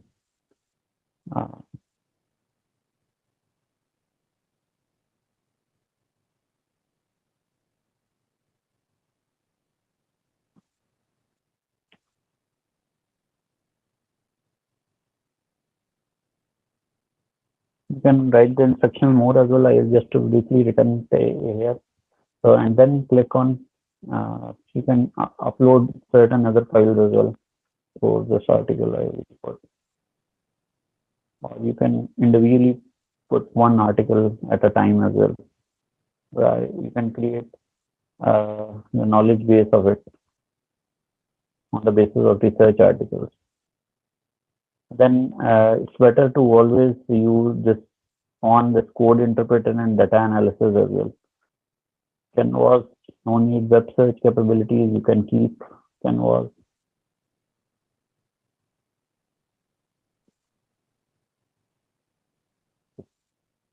So now you can share this GPT with anyone with the link you want to use. Only me, you can click on this. If you want to share anyone with the link, suppose I will share it in the chat box. You people can use it as well.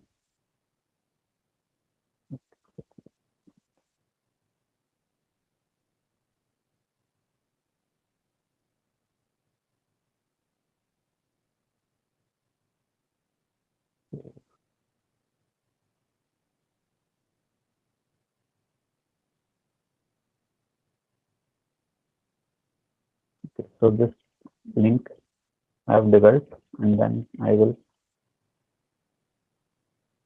I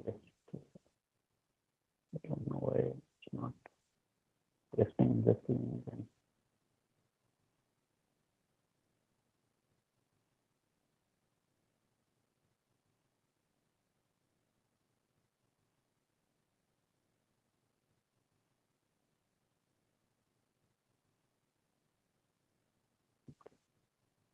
So this is the GPT you can create. Now you can create for medical education. Suppose there is one doctor here who is lecturing biochemistry. You can, for your own course curriculum, you can develop a GPT. You can share it with the students, or you can put all your PPTs there. If students have any questions, they can just ask this GPT and then they will get the answer. Suppose I want to find a research gap for this article, medical journal. So I will just, and then you just click it. You can just set of certain instructions as well, but already it has been embedded. So it will, based on the content here, identified research gaps.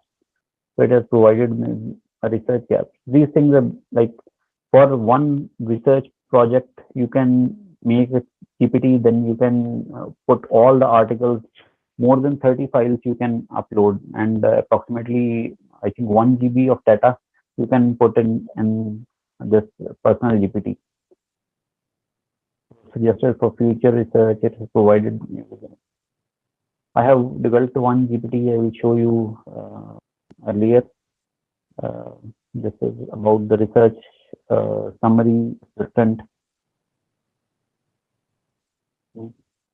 So this is a research summary assistant, summarize academic research with an article clearly and concisely. I have put a very limited instructions for the GPT just I created, but you can put a full set of instruction like this. GPT serves a research expert who specializes in summarizing research articles. It provides concise, accurate summaries of academic papers, reports, and studies. It highlights key findings, methodologies, and significant insight while avoiding unnecessary detail or jargon. This GPT aims to help users quickly understand complex research material by distilling into clear, digestible summaries.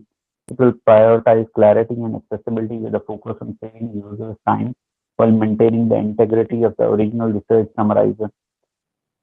Then you can give the heading, the summarized research article according to the following abstract. If you explain the introduction, methodology, results, conclusion, identify specific research gap from this paper and give a way forward for future research.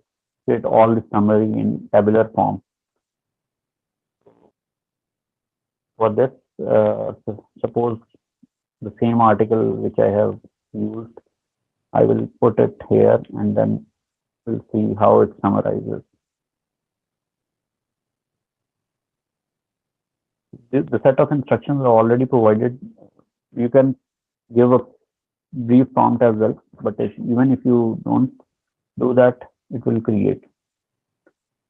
So it has the research article, how should artificial intelligence be used in Australian healthcare. So the section abstract, it has simplified basically the study employs a citizens jury deliberate on the use of AI in Australian healthcare. The introduction briefly explained the introduction, the methodology of it, the results, the conclusion section, research gap. Like in spite of like spending too much time on reading the whole article, in this way you can briefly summarize the research article. I hope this is clear.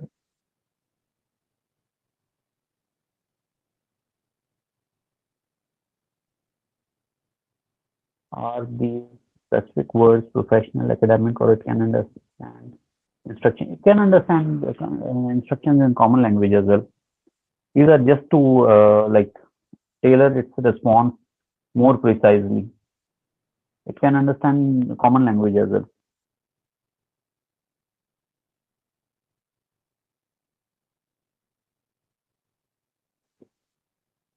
Dr. Rehan, जैसे आपने बताया कि we can get a summary of the article.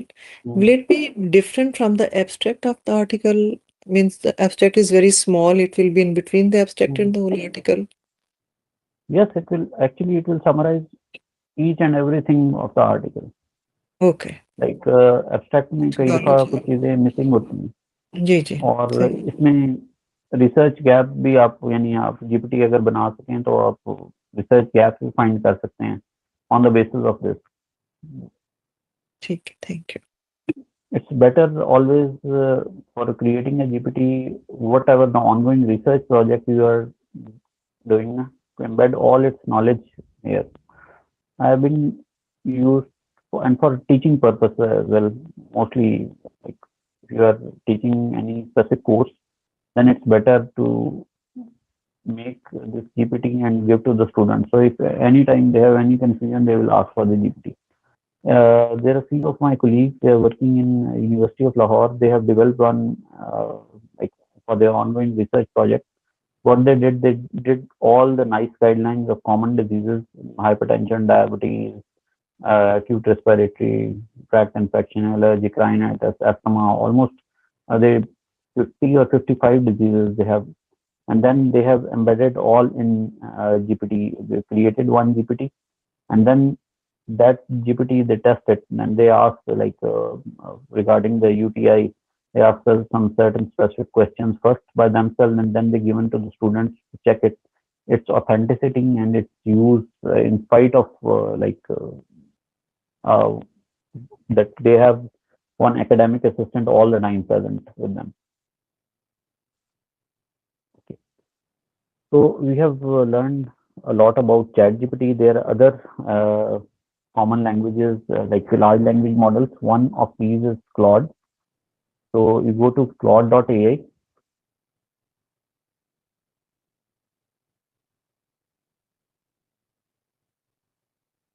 And you just sign in. Let me sign it out. So I will tell you.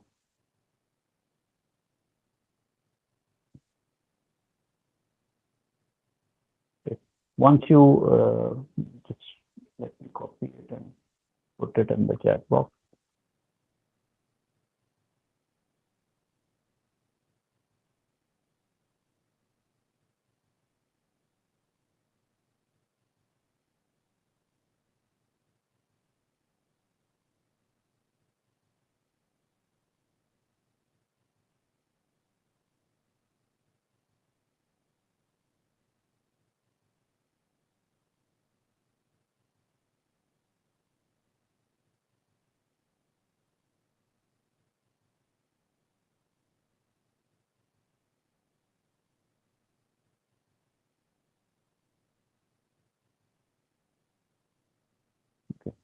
You can use this link to log into Claude.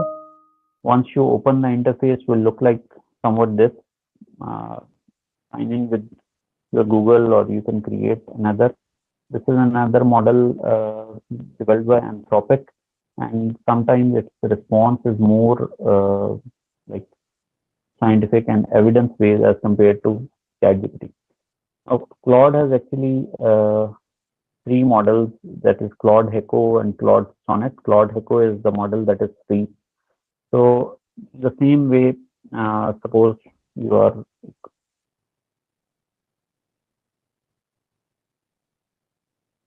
so any of the research topics you have in mind, you can ask me. I will run it through Claude just to get an idea. Suppose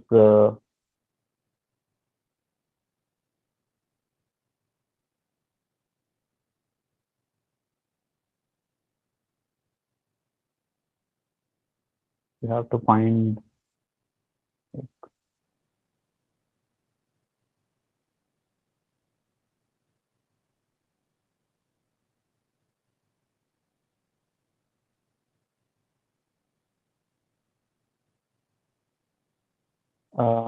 suppose knowledge, or compare of here among basic medical sciences versus clinical sciences.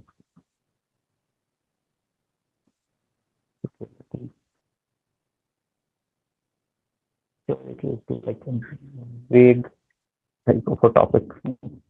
See how it. So it has provided a comparative analysis of AI use among basic medical science and clinical sciences faculty. Basic medical sciences AI application, research and data analysis, computational tools, genetic sequence analysis, clinical sciences AI application. Like it is a bit of a. But now you can precisely how AI can be used by clinicians for predictive analysis. Like the same way of incremental prompting you can use here. Only the language is more scientific, and sometimes it is providing more evidence-based knowledge.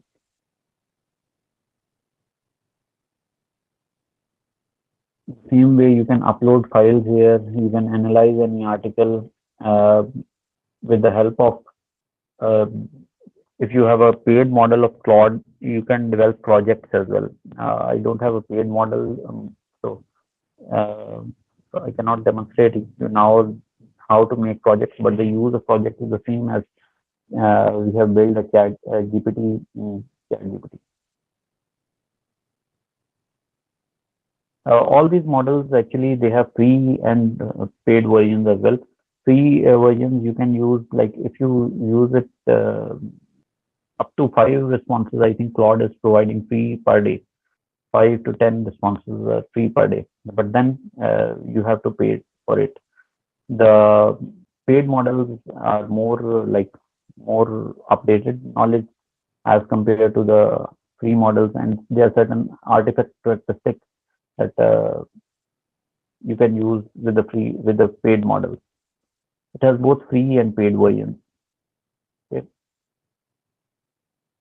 For the same we have used that we will run it through Claude that prepare presentation on use of artificial intelligence in reshaping healthcare Pakistan.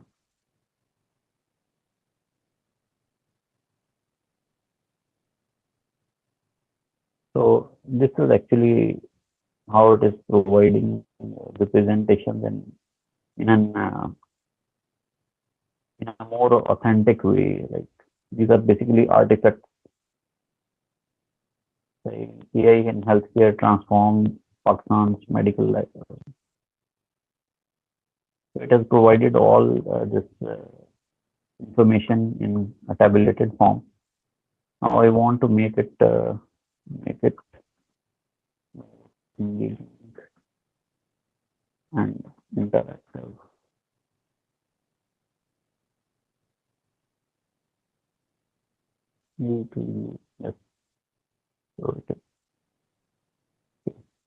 has added some certain bullet points. It provided me certain evidences.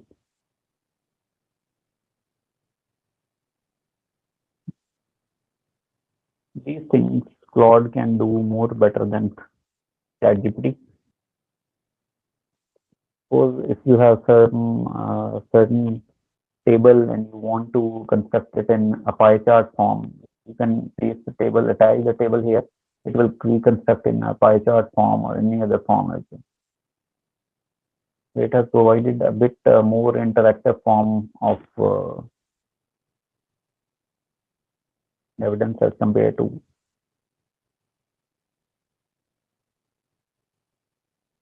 it has provided a storytelling approach, a real world scenario, more interactive form as compared to ChatGPT.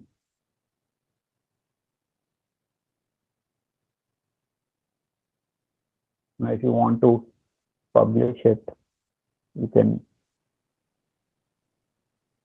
publish and copy the link. Put the link here.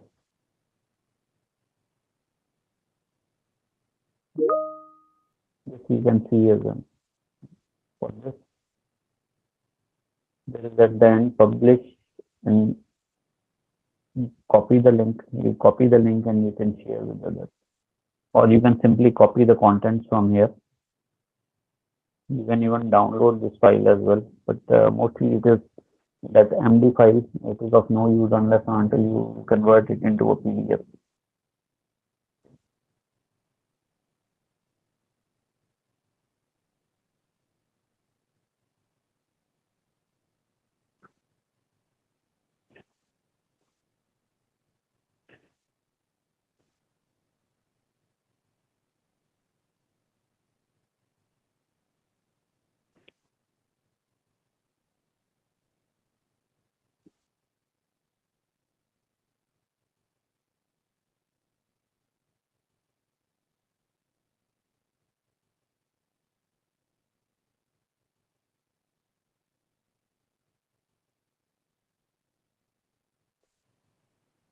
I asked to make it more precise, so it has made it more precise. I hope this is clear. Any confusion regarding it? Okay, the same things you can do from Gemini as well. Go to gemini.google.com/app. Let me put it, copy it and put it in the chat box.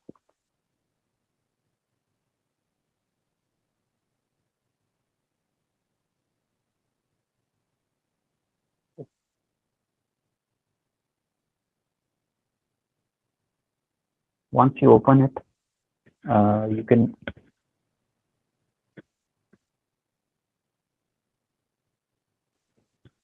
this is all this is how the interface will appear. Gemini Advanced. It has two models. One is 1.5 Pro, that is the paid version. Then 1.5 Pro with deep research, 2.2 Flash experimental, and 1.5 Flash. If you are using the free version, this 1.5 Flash will come. If you have paid version, then 1.5 Pro, even this 2 Flash experimental, this is a new model. Might not work as expected because this is a beta version. Just get 1.5 Pro with deep research answers. Now, once you have provided the same context, you can use it here as well in Gemini.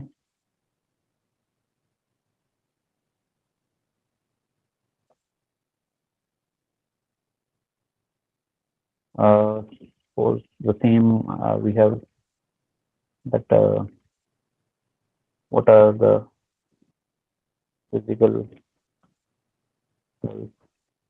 effects of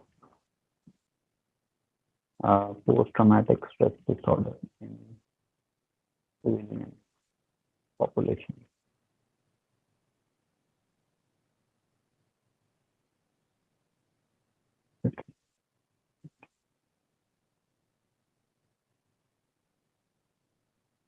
So it has because it was deep research that provided a research plan. If you need to update Janway, let me know.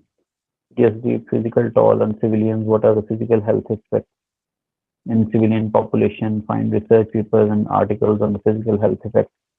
Just provide the like a research plan. You can start it or you can edit the plan. But if you simply here, suppose we are seeing the social media effect on uh, undergraduate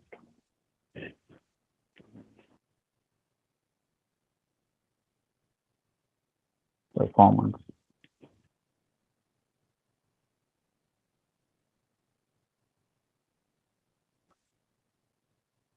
So it has provided in the potential negative towards distraction and reduced study. Then you can further narrow down it and you can find certain research gaps. Gemini sometimes its response is more evidence based as compared to ChatGPT. Like the same in ChatGPT, we have made a custom GPT in Google Gemini. We can make a gem. This is a gem manager. You can click here, new gem, and you want to construct anything, you can do. Then ChatGPT is very good in it has it for description of images or uh, description of any file. It is very good in it has a good optical resolution image as compared to ChatGPT. So it can analyze the things more effectively, more efficiently as compared to other tools. So I'm trying to find some.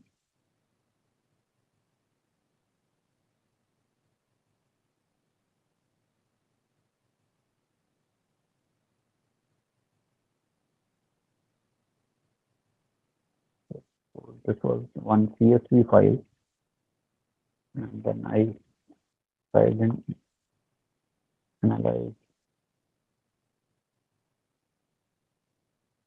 and give relevant.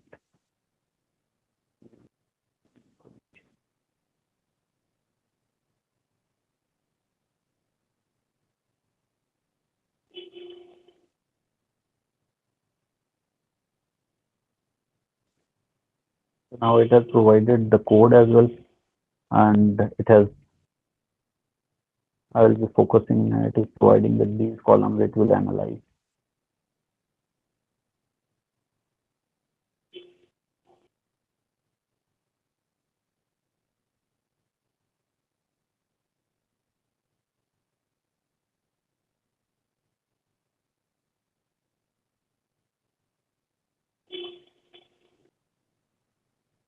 It has basically it was a rehabilitative document regarding.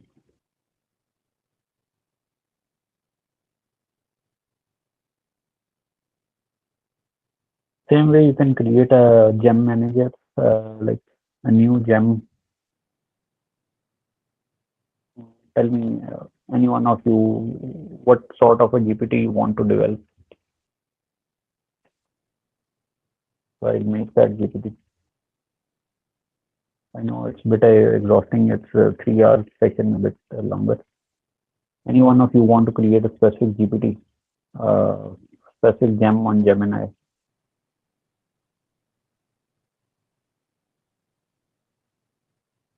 Suppose I want to make multiple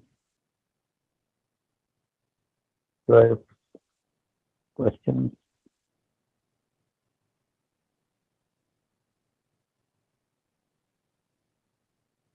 Instructions, write the context, the create MCQs,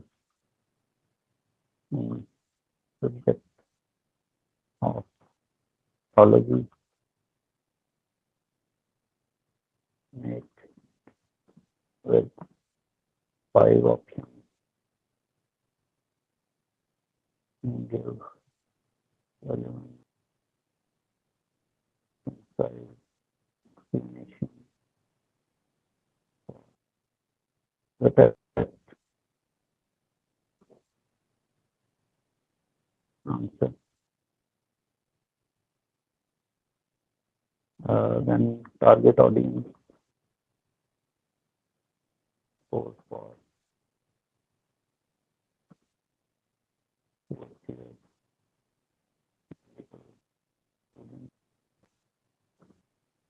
that topic. So yeah, pathology.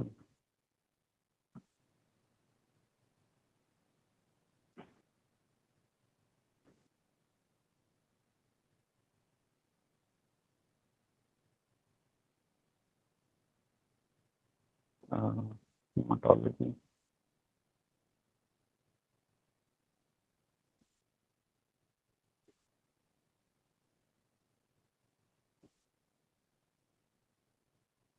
Right, so pathology.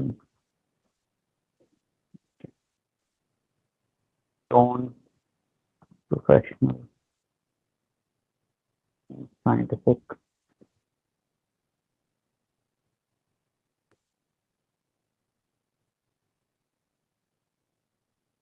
Now you can add some specific files as well here. Once you have saved,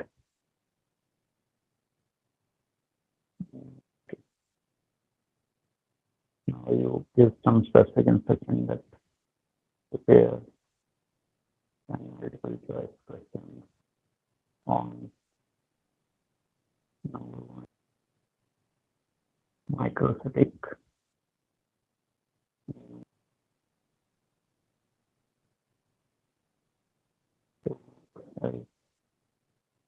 Megaloblastic.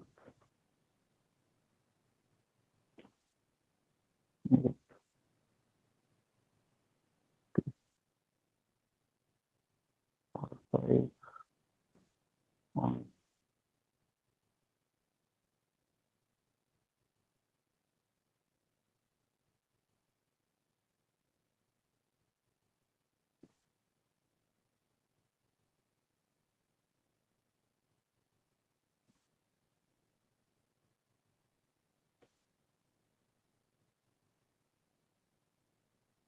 so it has created it.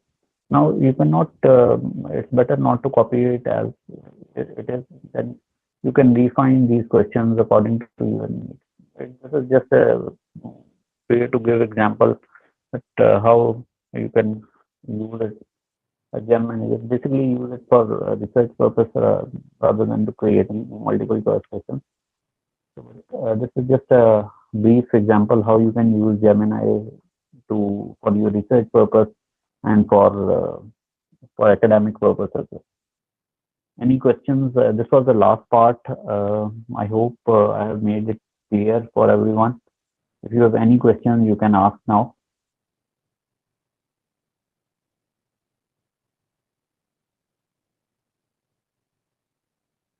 Any questions from anyone?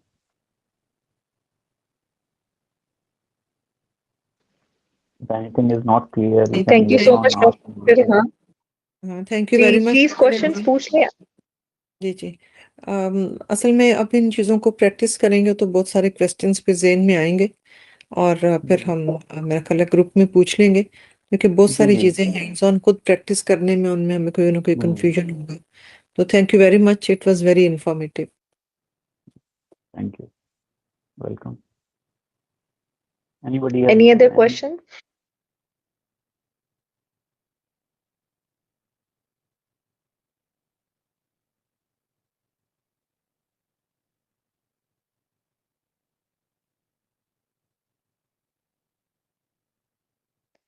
Doctor Rehan chat में check कर लें शायद किसी ने question post किया question कोई और साथ साथ मैं करता जा रहा हूँ आंसर अभी somebody is typing in the chat.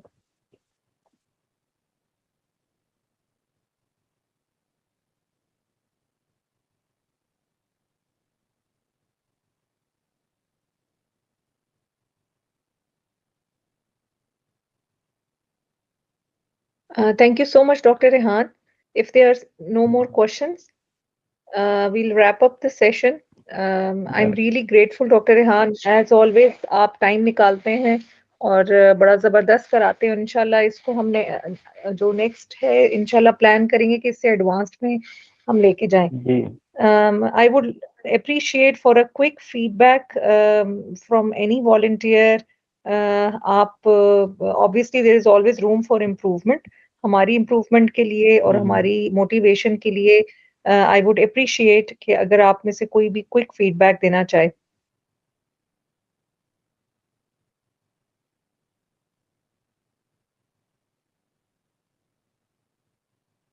I think it's quite a late time तो हमारी ऑडियंस शायद हो चुकी. जी थैंक यू, बहुत शुक्रिया. बहुत अच्छा सेशन था और नेचुरली हैंड्स ऑन प्रैक्टिस जैसे जैसे करेंगे तो हम अभी ये सेशन अटेंड करते करते मैंने तो सोच लिया कि एक AI app to connect the midwives doctors and gynaecologist for Pakistan इंशाल्लाह उसको डेवलप करेंगे. बहुत सारी जी बहुत सारे अच्छे अच्छे आइडियाज भी आए. बहुत शुक्रिया उसको अरेंज करने का और इंशाल्लाह नेक्स्ट टाइम हम ज़्यादा बेहतर प्रिपेयर्ड भी होंगे और इन चीज़ों के कुछ हैंड्स ऑन प्रैक्टिस करके आएंगे. Thank you so very much.